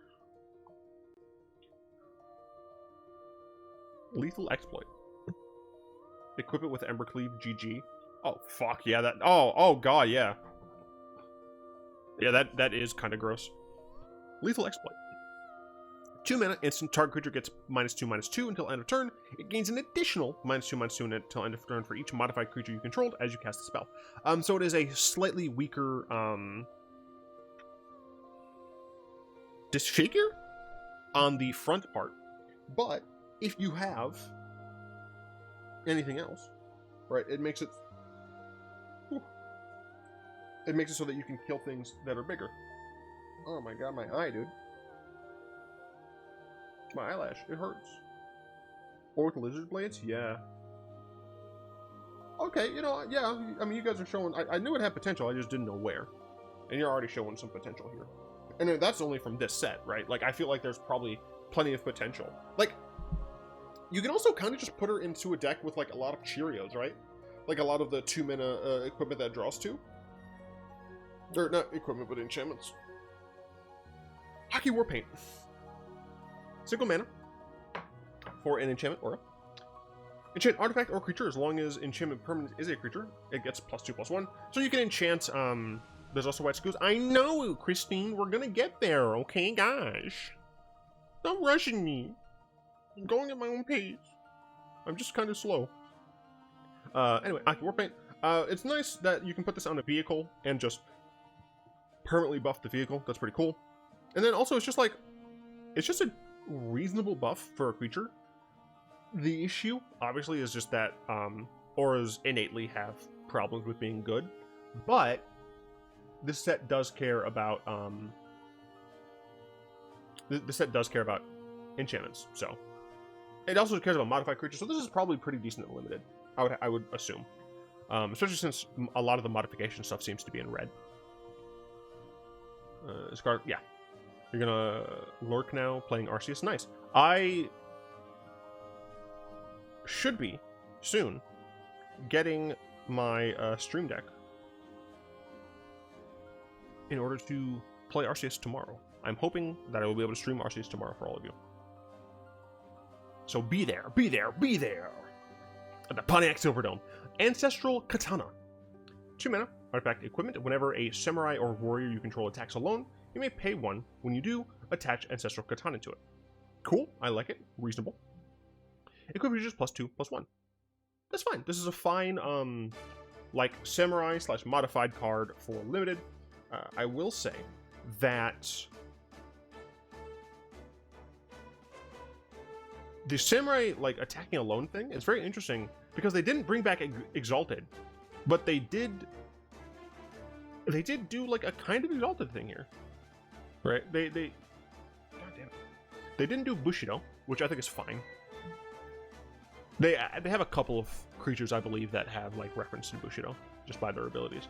But yeah, no, this is a reasonable card. Imperial Subduer. 3 mana, 3/2. Whenever a samurai or a warrior you control attacks alone, tap target creature you don't control.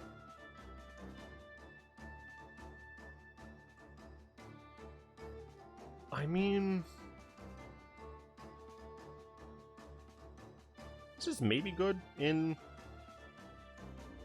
Samurai and Draft. My only concern with this attacks alone thing is, like, you're losing out on the rest of your power and toughness. So you need a good benefit. And I don't know how often you're going to get a good benefit. This art is way cooler.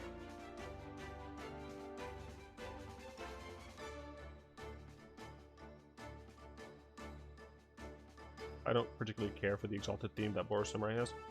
I don't care for it because I think it's a little weak. Like, pure Exalted would have been stronger. Or even just, like, Exalted plus these abilities, maybe rebalance the cards a little bit, turn some knobs, but I think, generally speaking, is not as good. The uncommon gives +1/+0 for each Samurai Warrior. Well, that's a little bit better. A Great Tanuki. They're hiding its balls. 6 mana, 6/5. Dog, Trample. Channel. Discard it. Search the library for a basic mind card. Put it on the battlefield tapped. That's totally reasonable. This is a card that can benefit from being played late. I'm talking about limited. Benefit being played late, but also you can just use it to fix. You can use it to ramp. This card is great. Have to go. I'll see you later. All right. Peace out. There are a lot more cards to come, but yeah, they're underwhelming right now. So I do want to talk about something here, and many longtime viewers might know exactly what I'm talking about here. And frankly, it's something that I will never give up on. It's something that I will never, ever stop talking about because it's fucking bullshit. Okay? Absolute garbage. Just gotta make sure I pull this shit up. Alright. Alright, here we go. All of you who've watched the channel for some time know that I love wolves. I love dogs. So up here,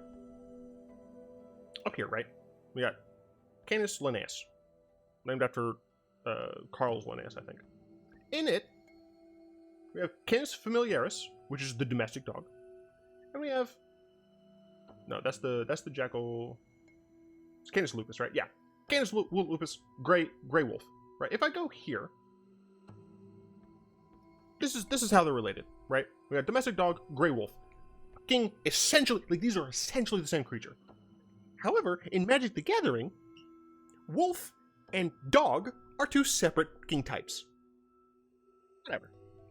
The issue comes when we also have jackals. On Amonkhet, we had jackals, and they weren't classified as dog. I understand. Now, thing is, I understand that jackals are further away than wolves. So, you know, why would I care? Well, I'll fucking tell you why. Because when you go over here to the shitty fucking cats, when you go to the fucking cats, dude, when you have the fucking cats, dude, go over here and bada bing bada boom. Sorry, where's Feel a Day? There we go, Feel a Day. So note, here, I'm not even on Cane a Day, right? I'm not even up at the family level, right? This is the family level, okay? The family level. I'm all the way down to the genus here, okay? Family level. Let's see. We've got panthers, leopards, lions, jaguars, snow leopards, tigers. All of those in Magic the Gathering, cats. Caracals, servals. We've had those in Magic the Gathering. You know what they're typed as? Cats. Ocelots. I don't know what a Jeffers cat is. Lynxes. Cats. Cougars. Cheetahs. Cats. Jungle cats. Domestic cats. Fucking cats. This is at the family level. All of these creatures are cats. All of them. Every single one in Magic the Gathering are cats. And guess what? The humanoid cats are cats. But when we go over here to the genus level, okay, 1, 2, 3, 4 levels down, okay, two closest related things don't get to both be dogs. This is an outrage. An absolute outrage. But you know what's weirder? Do you know what's weirder than that, Twitch chat? It's the fact that we have Canis here, right? Again, we're still in subfamily. We're not even actually in family. We have Canis here. Where are raccoon dogs? Where could raccoon dogs be? Oh, down here. Next to the foxes.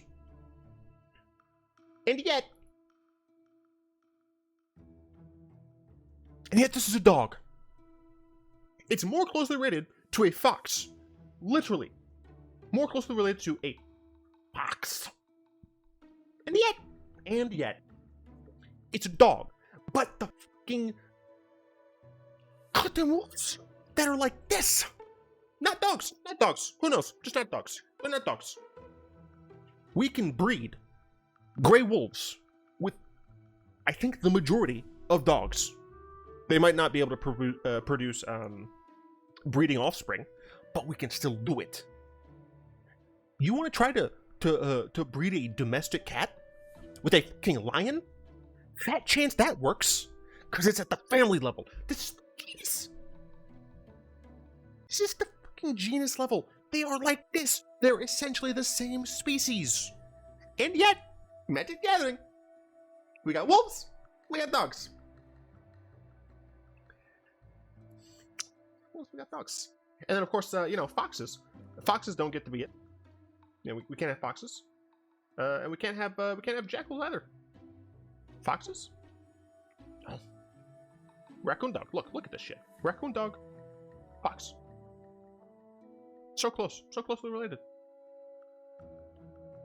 Then here we have whatever these are, which are weird dog things. And up here, we got jackals. We got wolves. We have the domestic dog.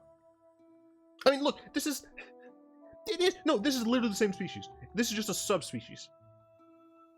This is Canis lupus familiaris, dude. It's the same thing. I'm pissed. Well, this is what happens when tribe matters.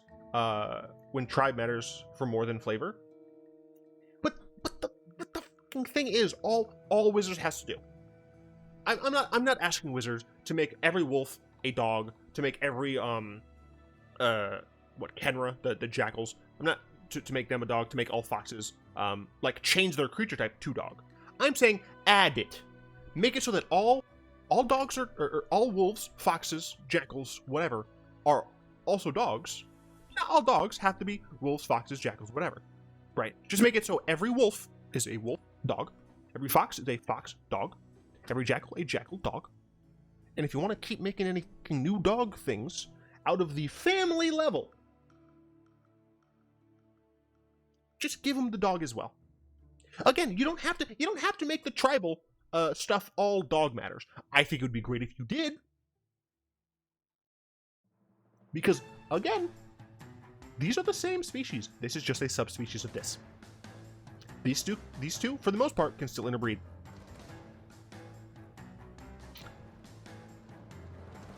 Personally, I think the main difference are wolves are wild, whereas dog is for domestic, but I admit it's a weak justification. The thing is, that would be a good,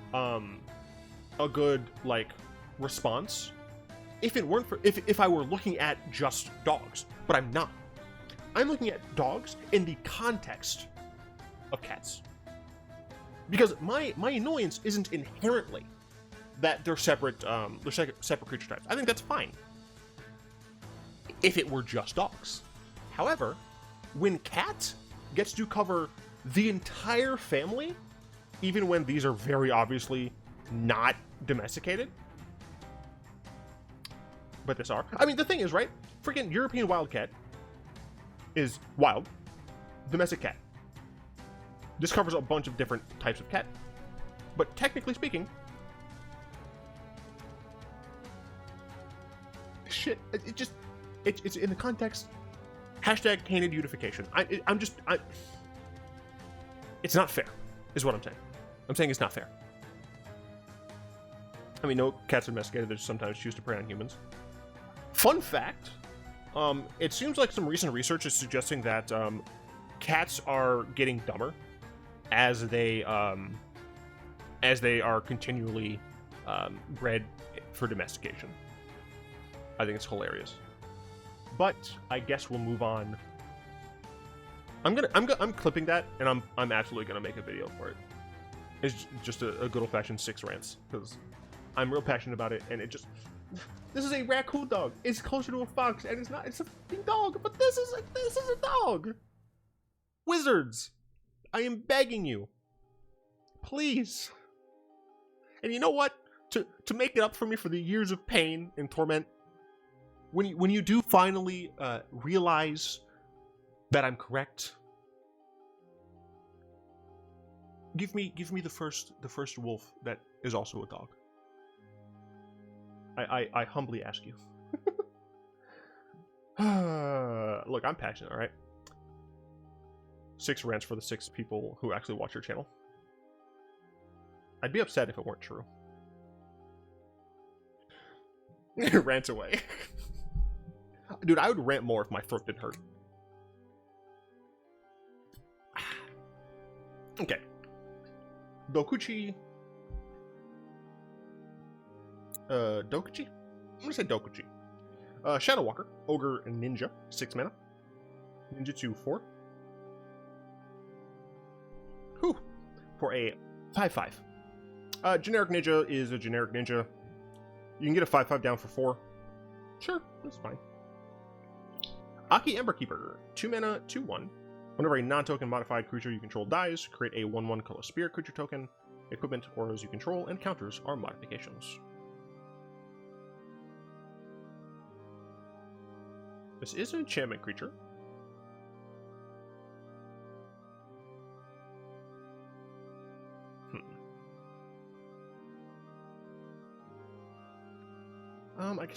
I think this is just helping the modified decks to maintain bodies for modification. Obviously, it counts non-tokens, which, you know, it's fine. I think it makes sense. But, you know, if one of your creatures dies, then, you know, the equipment that you have, you can still put it on something, you know. That's just lemon honey water, but I know from your SS videos that you'd only drink that if you literally wedged 18 lemons into a jar of honey, the bare minimum water to add to make it potable. Fuck you.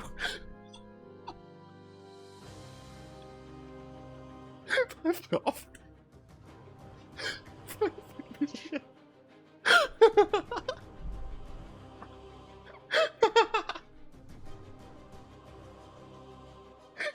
Fuck you, please. Fuck you, Query. You'd only drink water if you had to tap 4 islands to make it. Unstoppable Ogre. 3 mana, 4/1. Enters the battlefield. Target creature can't block this turn. Man, that's crazy that target creature can't block this turn when it enters the battlefield, and not when, you know, it attacks. Like, it's a 4/1. It attacks, it's just gonna get chumped. Like, this ability doesn't matter when it enters the battlefield.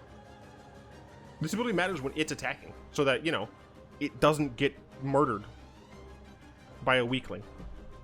With no haste, why? Yeah, this card makes 0 sense. It's garbage. Simian Sling. I'm very happy that it's not slinging something else. 1 mana, artifact, creature, in equipment, monkey. They had monkeys on Kamigawa initially? I don't know. Whenever it or equipped creature becomes blocked, it deals 1 damage to defending player. Yeah, I mean, this card seems like a really nice staple common for the modified deck. Relatively cheap reconfigure cost. Has a pretty okay ability. Yeah, this seems like legit reasonable. Seems kind of crap for constructed though. No, for sure. Like, absolutely. Only until it runs out of ammo. Gross. But I think, wait. Query, was that supposed to be a joke? Fucking, y'all suck. Invoke Despair.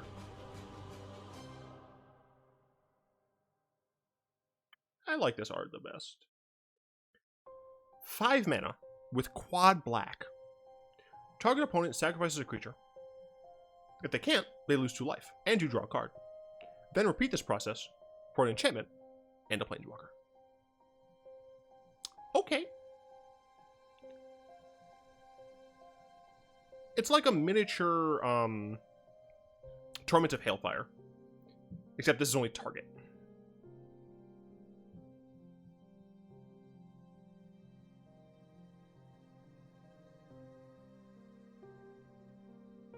I want to like this, but it's just 1 mana too expensive in my opinion. I don't know. I think this card is kind of good.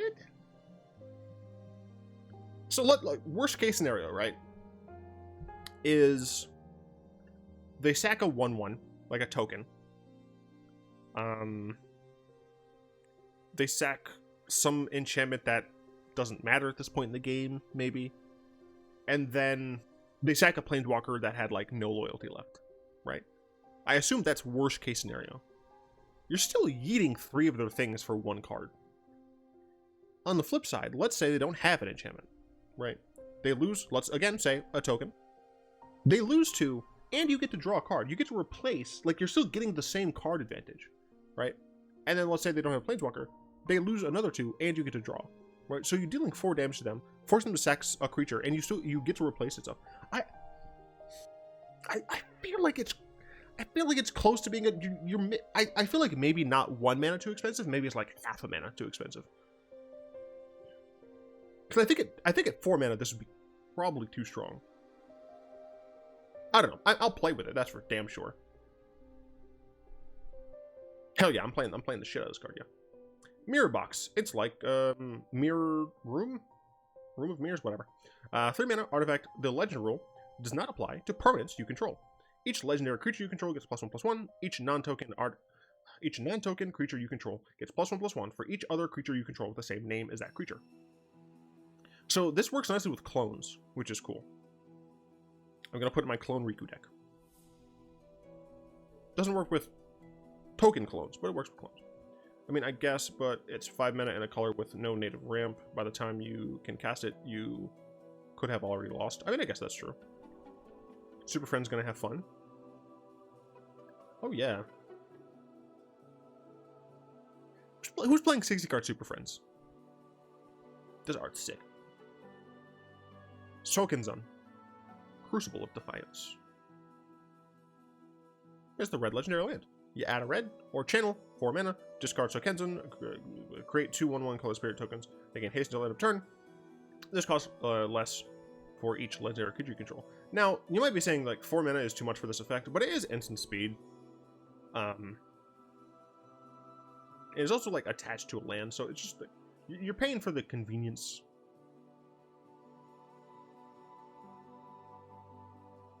think the green one's better so far, but I think it's still fine. Kodama of the West Tree. Kodama of the East Tree is also quite good. North, Central, and South, if I recall correctly, not very strong. Excuse me? This one looks way cooler? I mean, don't get me wrong, Darkling did a fantastic job, but this one, like, is creepier. Anyway, 3 mana for a 3/3 with a reach. Uncounterable. That is true, Zerath. The land ability. I mean, they could, like, trick bind you or something, but yeah. Modify creatures you control have trample. Okay. Green card for modified, whatever. Whenever a modified creature you control deals combat damage to an opponent, search your library for a basic land card and put it on the battlefield tapped, then shuffle. This is still better than a lot of the other trees. The best one, obviously, is East Tree. But if nothing else, this is just like a 3 mana 3/3 that does stuff. Oh, it's a mythic? I'll need more time with it, but as of right now, this feels like a mistake to me. It's a 3 mana tree. Fuck off.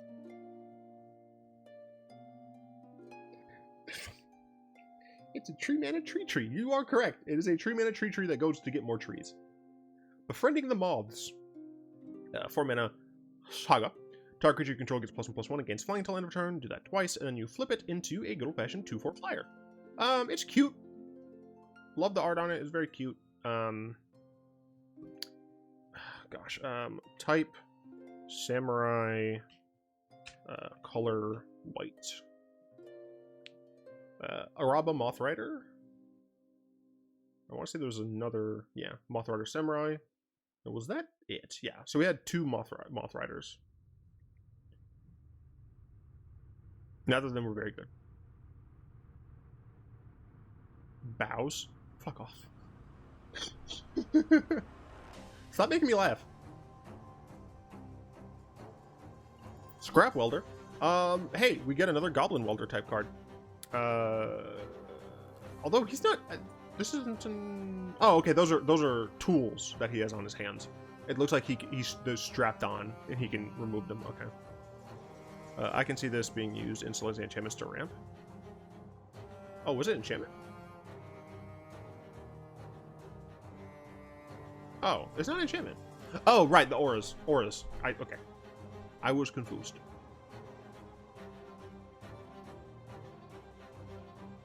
No. Enchantment creatures would not trigger its effect.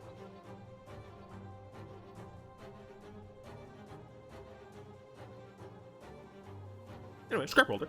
3 mana 3/3. Sack an artifact with mana value X. Return target artifact card with mana value X or less than X from your graveyard to the battlefield. It gains haste until end of turn. I'm just waiting for Retrain into Kiki Jiki. Would Kiki Jiki still be alive? It's been like multiple centuries, hasn't it? Alright, this card's cool. Retrain Goblin Welder. March.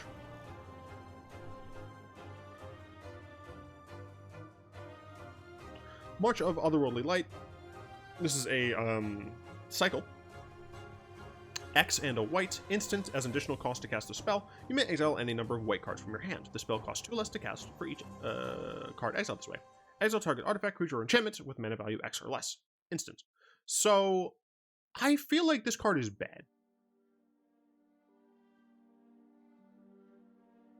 Because we have one X spell in Modern that is seeing lots of play. I think it's Modern. It's the one that cares about the number of colors.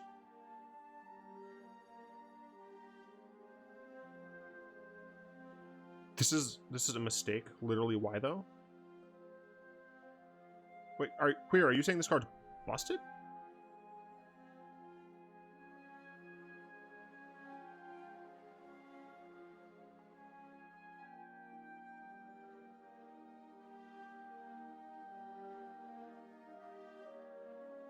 This seems like a card that you would like. I'm gonna think of one combo with this, and that's the bird spell that fills your hand with birds. And that's a stretch. Oh, okay.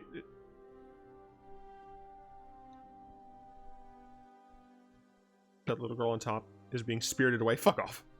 White already has issues getting cards in hand consistently. Yeah, it just feels weird to me. Like, the cycle is you exile a number of that color cards. I wish it said white cards or plains. The fact that you can't use lands for this makes it so incredibly bad. Like, in a controlling deck, like an actual, like, control deck that has, like, a lot of mana, I can see this being okay. You're not gonna love, like, removing cards from your hand, but you'll have the mana more often than not to just do what you need. But, like, a 1 mana card that costs you another card in hand to exile only something that's 2 or less seems awful. From hand or board, it could be decent, but only from hand, you know. Yeah, I could be super wrong. This card just seems very bad to me. Like, this just seems like a bad retrain of the modern card. I can't remember even what it does. I mean, sure, this can hit artifacts and enchantments as well, but like just the cost to do it seems so high. Because with like the Heliod card, the X Heliod card, you can like exile twice, or no, I think you gain twice, but you exile, or maybe you destroy. I don't remember. I don't know, man. Time will tell. I can't get a good read on this. It's like pitch spells, but they got kicked in the head. Fucking Jesus Christ. Gloom Shrieker. It's yelling at its own tail. This is dope art. 3 mana. For an enchantment creature cat beast with Manache. When Gloom Shrieker enters the battlefield, return target permanent card from your graveyard to your hand. If Gloom Shrieker would die, exile instead. So it has to exile itself. Otherwise, you could just loop this. That said, it's a 2/1. I feel like that wouldn't be bad. But hey, a tiger. I mean cat. True. It's not even technically a cat. It's got whatever the fuck. It's got a snake tail. But I mean, this is just like a retrained version of Eternal Witness. And this card's probably fine. Well, maybe. Man, you know, I don't know. Because this ability is good. It has Menace, which is good. It's only a 2/1, but I mean, so is Eternal Witness. It can only get a permanent, but that's fine. You know, like getting a permanent is still good generally. I don't know. This card seems good, but I don't know. All right, Malicious Malfunction. This card's bad. 3 mana. All creatures get -2/-2 until end of turn. If a creature would die this turn, exile instead. This is just a worse version of Cryolic Canarium, right?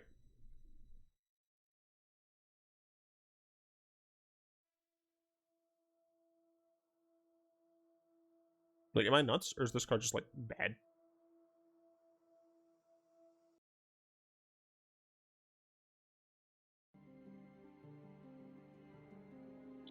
Dude, I assumed you were referring to the cat.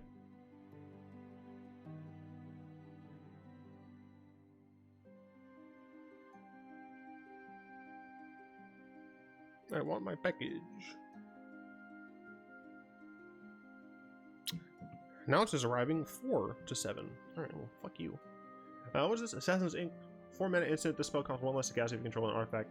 Also costs 1 less gas if you control an enchantment. Destroy target creature or planeswalker. That's strange.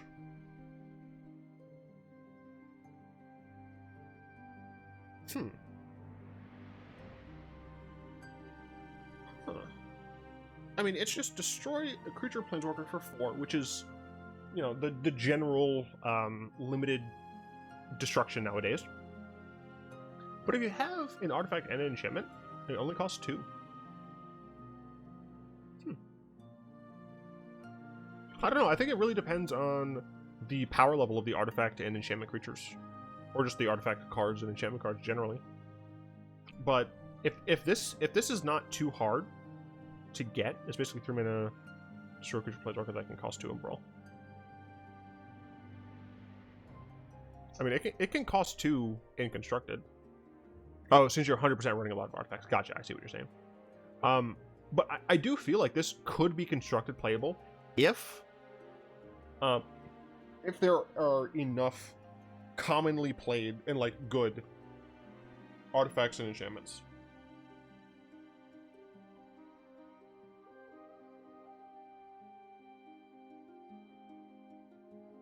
Oh my god. Oh, okay. This is not the actual name of the card.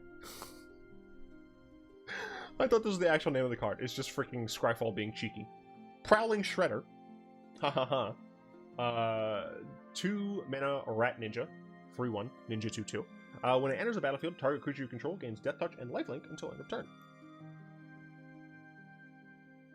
I don't know about this one, right? Because you're going to want to hit something that I assume is being blocked. But it does mean that one of your... Like, you need a creature to be blocked and a creature to not be blocked. So then you ninjutsu this out. Oh, I guess that's another thing. So, okay, you ninjutsu this out, and then you can kill the thing that's blocking one of your dudes. But I guess you can just play this not for its ninjutsu cost, to give something Death Touch, to make it so your opponent doesn't want to block it. And then you could ninjutsu in something else, or you could just gain the life. Yeah, I could see that. Actually, I can't see anything right now, because my eyes are being assholes. So, Kenzan Smelter. 2 mana 2/2 Goblin Artificer. At the beginning of combat on your turn, you may pay 1 and sacrifice an artifact. If you do, create a 3/1 red construct artifact creature token with haste. This card, I feel like... Mythic Spoiler has the English name. I mean, cool. I like how the Scryfall looks better than Mythic Spoiler, but there are probably going to be some that I talk about on Mythic Spoiler just because they're not on Scryfall yet. But I do like this card because there are a bunch of like the 2 mana artifact cards that draw, right? But they, you know, their abilities after they come in don't matter as much. And you can just sack them and make 3/1s. They're still artifacts, like you still have the same amount of affinity, I suppose, but you can attack with them. I think this card's pretty interesting, and could see some play in Brawl decks that have a lot of artifacts just lying around. Yeah. Bronze Plate Boar. It's an equipment boar. The rat was a leak instead of preview. Oh. Whoops. Cool synergy with Artifact Convoke. Tap an artifact, then sack it and attack with it. Yeah, true.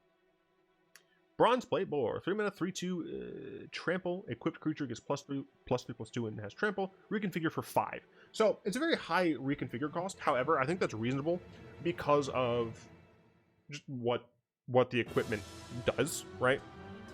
+3/+2 and trample is pretty decent. But again, what's really nice about these equipment cards, these reconfigure equipment cards, is the fact that like you don't have to reconfigure, right? Whereas if you're playing, let's just say this card was a little stronger, and it was a 3 mana equipment that gave the equipped creature +4/+3 and trample, and it still had equip 5. That card's not nearly as good as this card. Sure, the bonus is better, but the fact that this can do something is nice. Still worse than 2 mana, 1/1 trample and double strike. Yeah, this is an uncommon. This is for limited. I understand that power level rarity shouldn't equal power level, but Wizards has set that sail.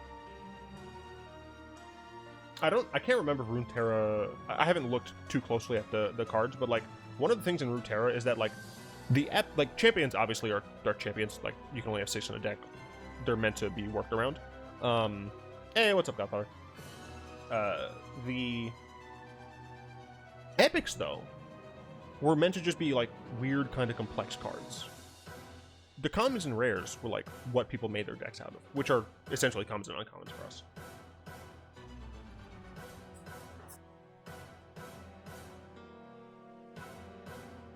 I don't know what's going on. Leech Gauntlet. This is horrifying. Absolutely horrifying.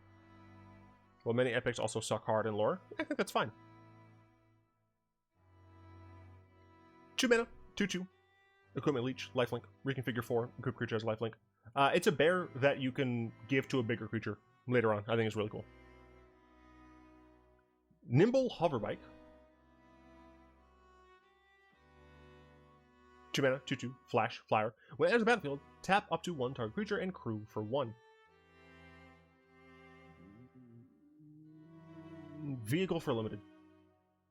Joyful Procession. This is the red version. You pay X in the red, instant additional cost to cast a spell. You may exile any number of red cards from your hand. The spell costs 2 less to cast, blah, blah, blah. Exile the top X cards of your library. Until the end of your next turn, you may play up to 2 of those cards.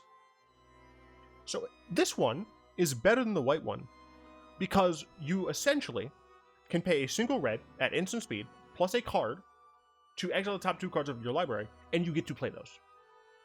Right? You can only ever play 2. So, bleh.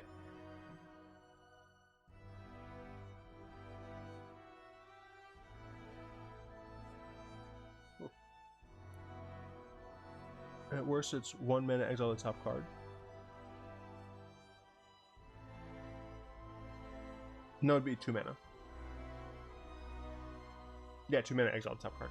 Yeah, I mean yeah, like that's at its worst. But like you can also just essentially treat this as a faithless looting style effect, right? Where you're not going up on card advantage, you're going neutral. But the point is you're getting rid of something, and then if you pay 2 mana and a single card, you're looking at the top 3. You now have a choice, right?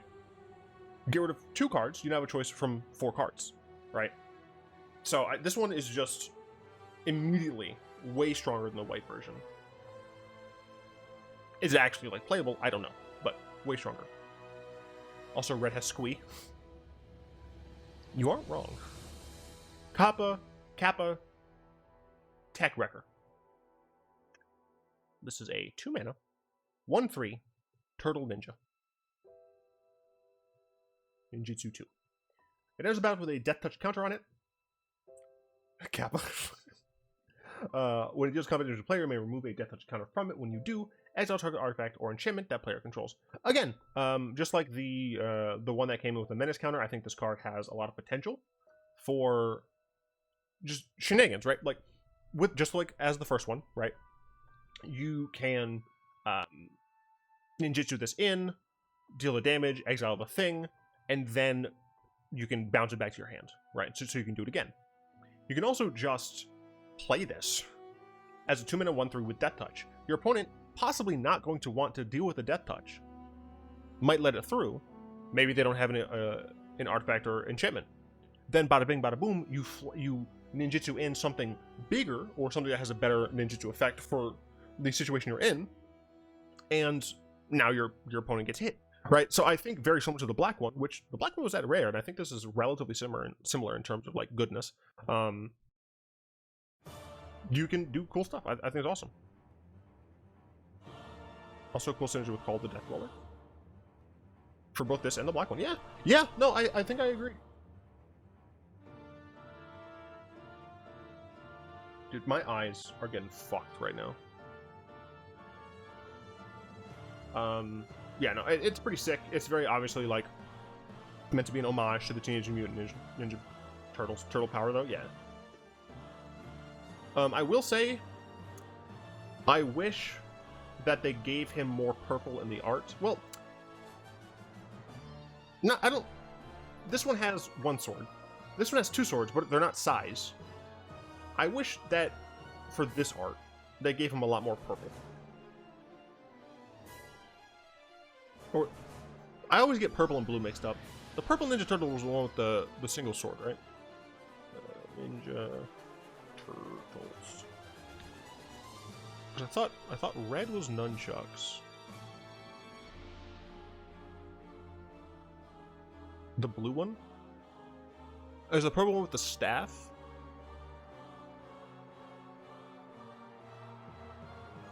Okay, purple one's with the staff. Orange is nunchucks, yeah. Red is Sai. Oh, the blue one does have 2 swords. Why did I think he only had 1 sword? Yeah, no, he's got 2 swords. Why did I only think he has 1?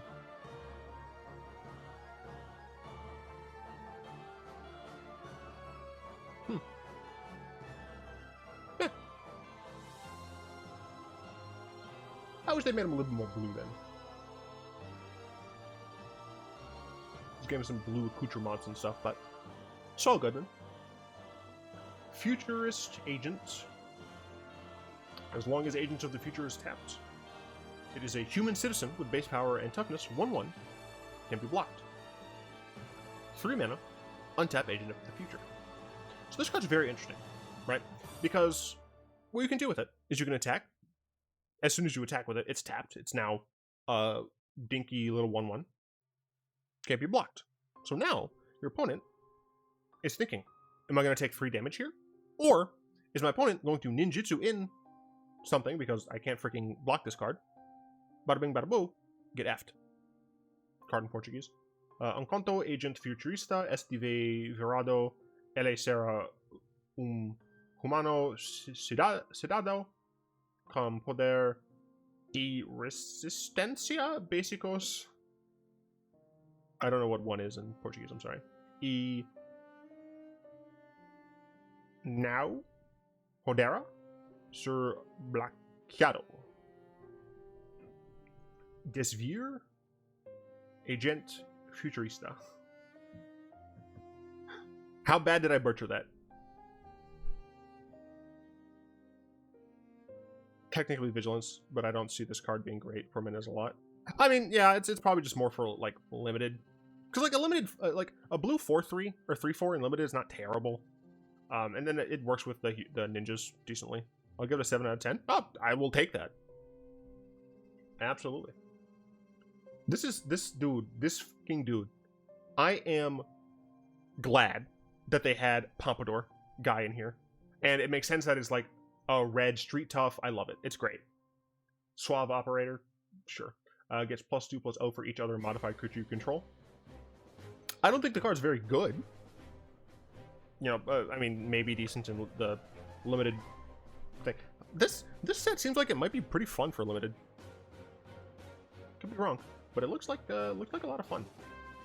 That said, the art is great. Why did I have to say other? Yeah. That upsets me a little bit too, but it's probably for limited reasons, I should say. Moon Snare Prototype. A single blue. Tap artifact. Tap an untapped artifact or creature you control. Add a colorless channel for 5. Discard it. Owner of target non-land permanent puts it on top or bottom of their library. This card is interesting. It's like a Jaspira Sentinel, but you only can add colorless, which blue is allowed to add colorless mana.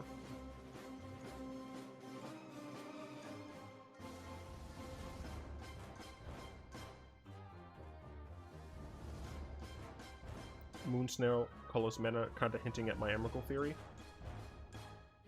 I think it's because she's the Moon Sage.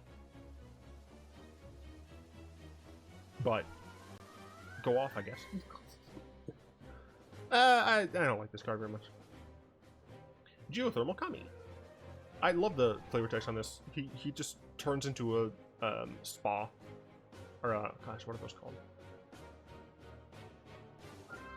What are the bathing places called? Consent? You shut up with your logic and reasoning. Never. 3 mana, 4/3. When it enters the battlefield, you may return an enchantment you control to its owner's hand. If you do, gain 3 life. You can return your own thing to your hand in order to get more triggers. You can return your opponent's thing so you can care. Onsen. What? I said like Shikansen or something like that? Something stupid?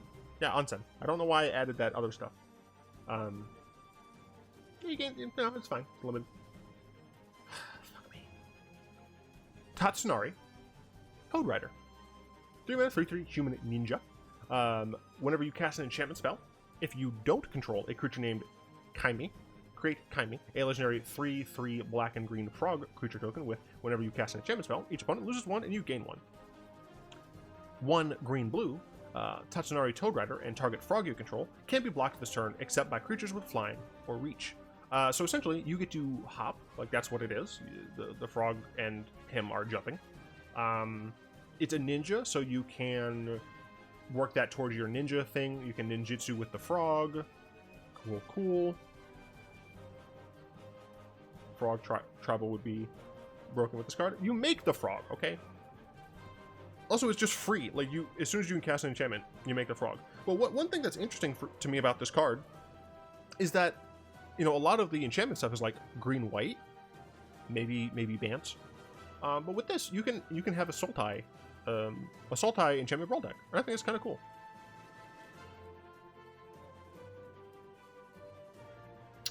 I like the non-anime version better. This one is too silly. Although, this looks like it would totally be in the frog archetype in Yu-Gi-Oh! But, I like the art. Fucking, I don't know why. Like, my mother loves frogs. Like, you know, there are obviously people who really like an animal, so they have a lot of those animals, like, decorations at their house. My mom was like that with frogs, or at least she was. I don't know if she still has.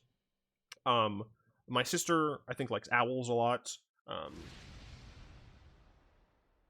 And I've never been like, oh, these frogs are cute. But Wizards keeps printing cute frogs. It seems adorable. Hot Shot Mechanic. Okay. Single 1-mana Fox Pilot. 2/1. Hot Shot Mechanic cruise vehicles as though its power were 2 greater. I love the wording on this. Right. I'm so glad that's not as if its power were 4. Because now, if you modify this creature, right, let's say you make it have 3 power. Hey, a dog. Y'all are so cruel. Let's say you make it have 3 power. The way it's worded now, it counts as 5. I love that Wizards did this. They could have made it terrible, but they made it cooler. Also, we're getting more pilot support. That's nice. We got Depala, Pilot Tribal. Junji, the Midnight Sky. I'm hoping this is a reference to Junji Ito, but it might not be. 5-mana 5/5 Flying Menace. Reasonable. I take those stats. When it dies, choose 1. Each opponent discards 2 cards and loses 2 life. I feel like Fox Pilot. Oh. Like Fox McCloud, maybe? Well, isn't this a girl pilot? Is this not like a skirt thing? Maybe not. Frankly, I don't care. But either way, it's probably a Fox reference, yeah. Do a barrel roll, Fox. That's on our side, Fox. I've got your tail, Fox. Was it a female and male Fox pilot in that game? Oh, I fucking play Star Fox. Okay. Put target non-dragon creature card from a graveyard onto the battlefield under your control. You lose 2 life. Okay, here's the thing. Right, here's the thing. Fuck you.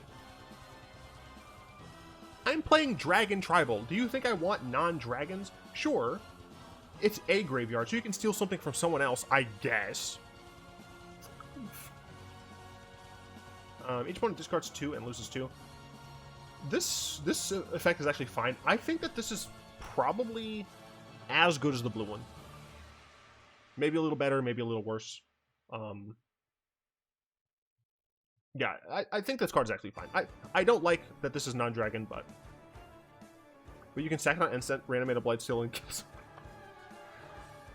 Yes, Query, you can sack it on instant, get a Blightsteel. Oh wait, no, Blightsteel shuffles itself back in. So no, you can't.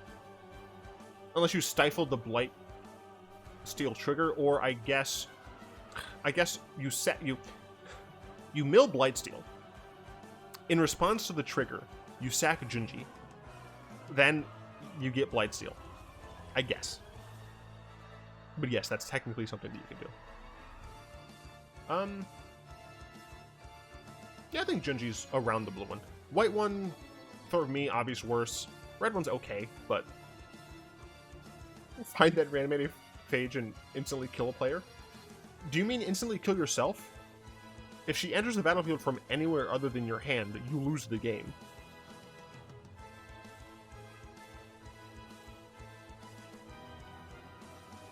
Unless I'm misremembering it. Enter the battlefield. If you didn't cast it from your hand, you lose the game. I mean, you are a player, or were. True. This card's good. I think this card's good. Look, it's no Kokusho, but I respect this dragon. Oh, it's another Imperial Subduer. Already talked about that card. Already talked about that card. Lizard Blades. This is one of those equipment that looks the least like creatures to me. Just cause they're like if their legs weren't in the handle formation, like if they were out, then I think it would be better. But anyway, 2-mana 1/1 double strike. Equipped creature has double strike. Reconfigure 2. This card's stupid. card seems pretty good. Flying swordfish. No, dude, it's this is Swedish fish. This is the candy. Sorry, Captain. What the fuck is wrong with your face? Is that supposed to be a mask? Anyway, sorry, Captain. 5 mana 4/3 human samurai haste. Whenever a samurai or warrior you control attacks alone, it gets +1/+0 until end of turn for each samurai or warrior you control. It's the signpost uncommon for samurai tribal. This seems fine. Less haste, which is nice. Runaway trash bot. Is this Joel? Copy image. Go here.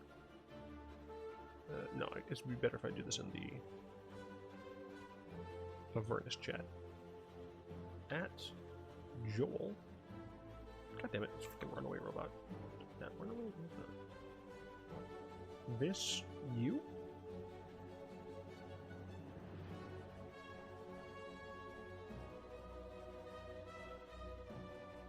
There we go. Anyway, Trashbot.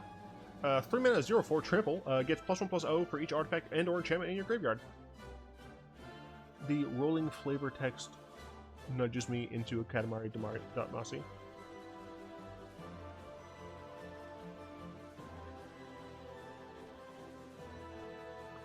I'm gonna be honest here. I don't know what is happening here.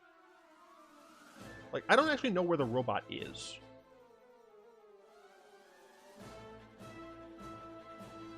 Like, I can't make heads or tails of this picture. But yeah, Katamari vibes for sure. I don't think this card's gonna be very good, but I could be wrong. 169, why? Twin Shot Sniper. 4 mana, artifact, creature, goblin. When it enters reach, when it enters the battlefield, it deals 2 damage to any target, or you can discard it, it deals 2 damage to any target. So what's really cool about this is it's very similar to Bone Crusher Giant. I would go so far as to call this a retrained Bone Crusher Giant. I like the card though. Like, if you need the 2 damage early on, then you can just deal 2 damage, right? Otherwise, you can wait till you get 4, you Kabu something, and it has reach. Right, it's totally reasonable in limited, probably. Uncountable shock for 2. Yep, that's very true. Absolutely true. Invoke Calamity. Yo, that art's sick. 5 mana, 4 of which is red. You may cast up to 2 instant and/or sorcery spells with total mana value 6 or less from your graveyard and/or hand without paying their mana cost. If those spells would be put into graveyard, exile them instead. Then exile Invoke Calamity. So, my thing here is like you're only cheating on 1 mana because it's total mana value.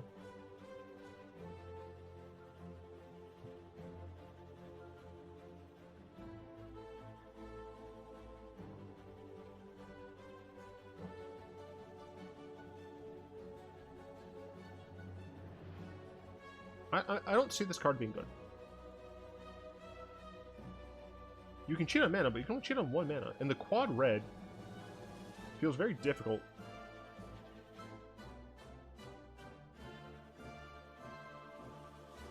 And like, if it was just the 6 mana value restriction, I think it'd be fine.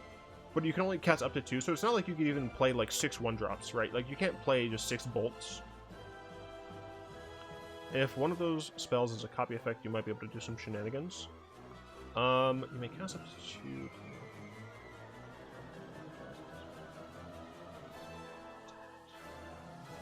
Possibly. I'm not entirely certain on the timing. But even then, like, you're now playing copy spells in your deck. How are you not dying?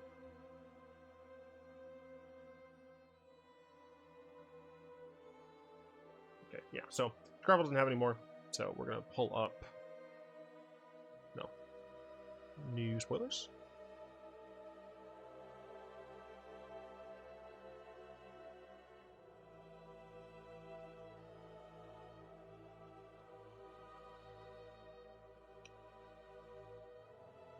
Alright. Bamboo Grove Archer. 2 mana. 3/3. Snack Archer with Defender and Reach. Discard Bamboo Grove Archer, destroy target creature with flying. Limited card, but I mean it's still pretty decent. It has Defender, which is unfortunate, but it's an enchantment creature, which helps the enchantment decks. It's a channel card. I don't know if there's going to be like channel payoffs for like just discarding things.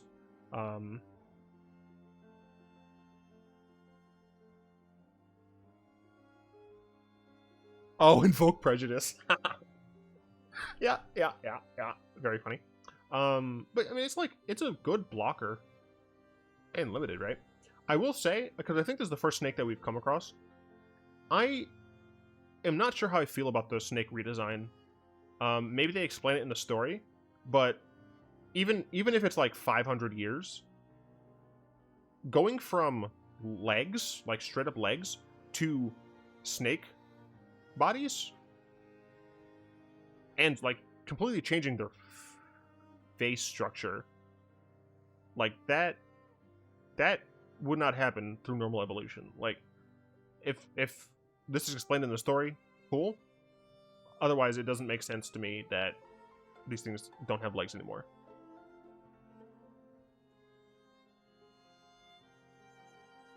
Evolution finds a way, probably with some help from magic or science. My guess, because we had the Ćeran touched card.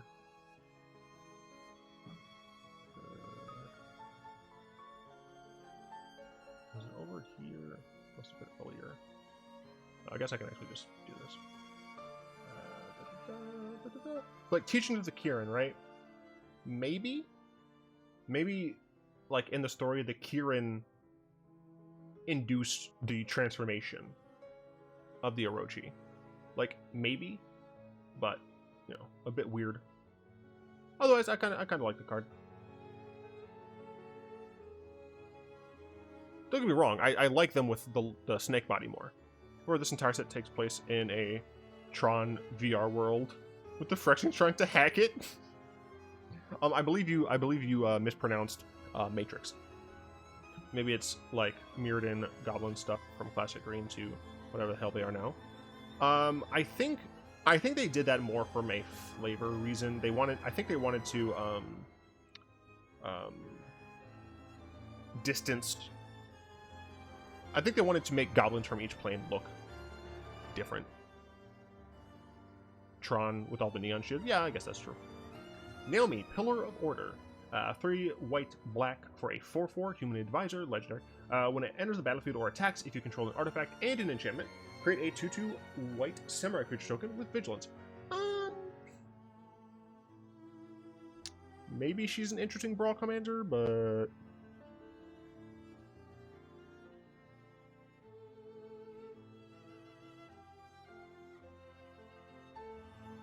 this is why I don't use Mythic Spoiler all that much. Lion Sash. This card is hype. This card is like legit. 2 mana, 1/1. Equipment Cat. Pay a white. Exile target card from a graveyard. If it was a permanent, put a 1/1 counter on Lion Sash. Equip creature. Gets +1/+1 for each 1/1 counter on Lion Sash.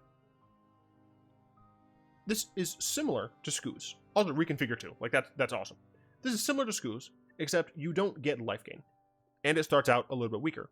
However, with Scooze, right, yes, you can get a life. But that's only from creatures. With this, if it's a permanent, you get a 1/1 counter on it. Dude, shout out to whoever took a screen capture of this. They left their mouse cursor. It might be a little bit too small for all of you to see, but it's funny. But this can also be put onto a creature, which I think is just nuts. But one of the big reasons I'm excited about this is I love Scooze and the white-green version of Death and Taxes.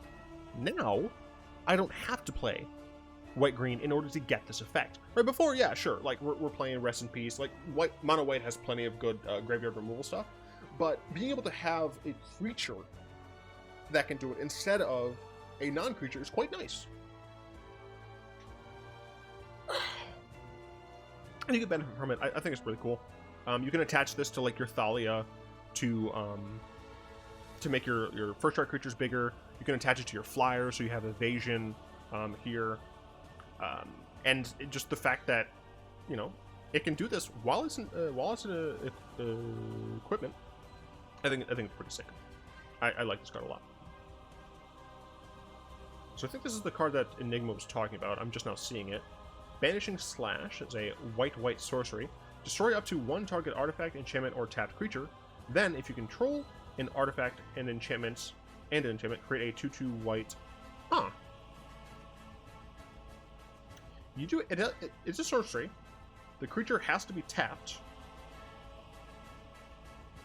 If you control an artifact and an enchantment, create a 2/2 white samurai creatures with vigilance. The issue is, I don't think that. So I think if this is play in Death and Taxes specifically, it'd be played in the sideboard to bring in against heavy artifact or enchantment decks. Fairies Unbanned says nope, it's an instant. I don't think that deck would be playing this card, but I think that this could be a decent card in the sideboard of mono white Death and Taxes as a way to destroy artifacts or enchantments. And then if you have to kill a tapped creature, you can.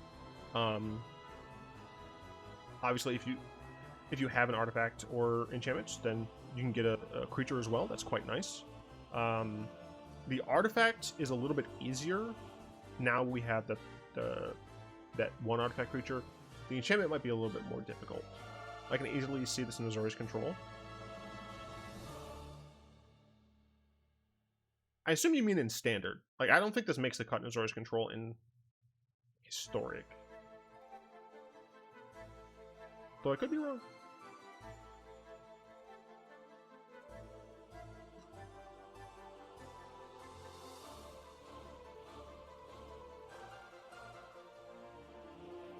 My throat is dying. Let's load up Magic the Gathering Arena.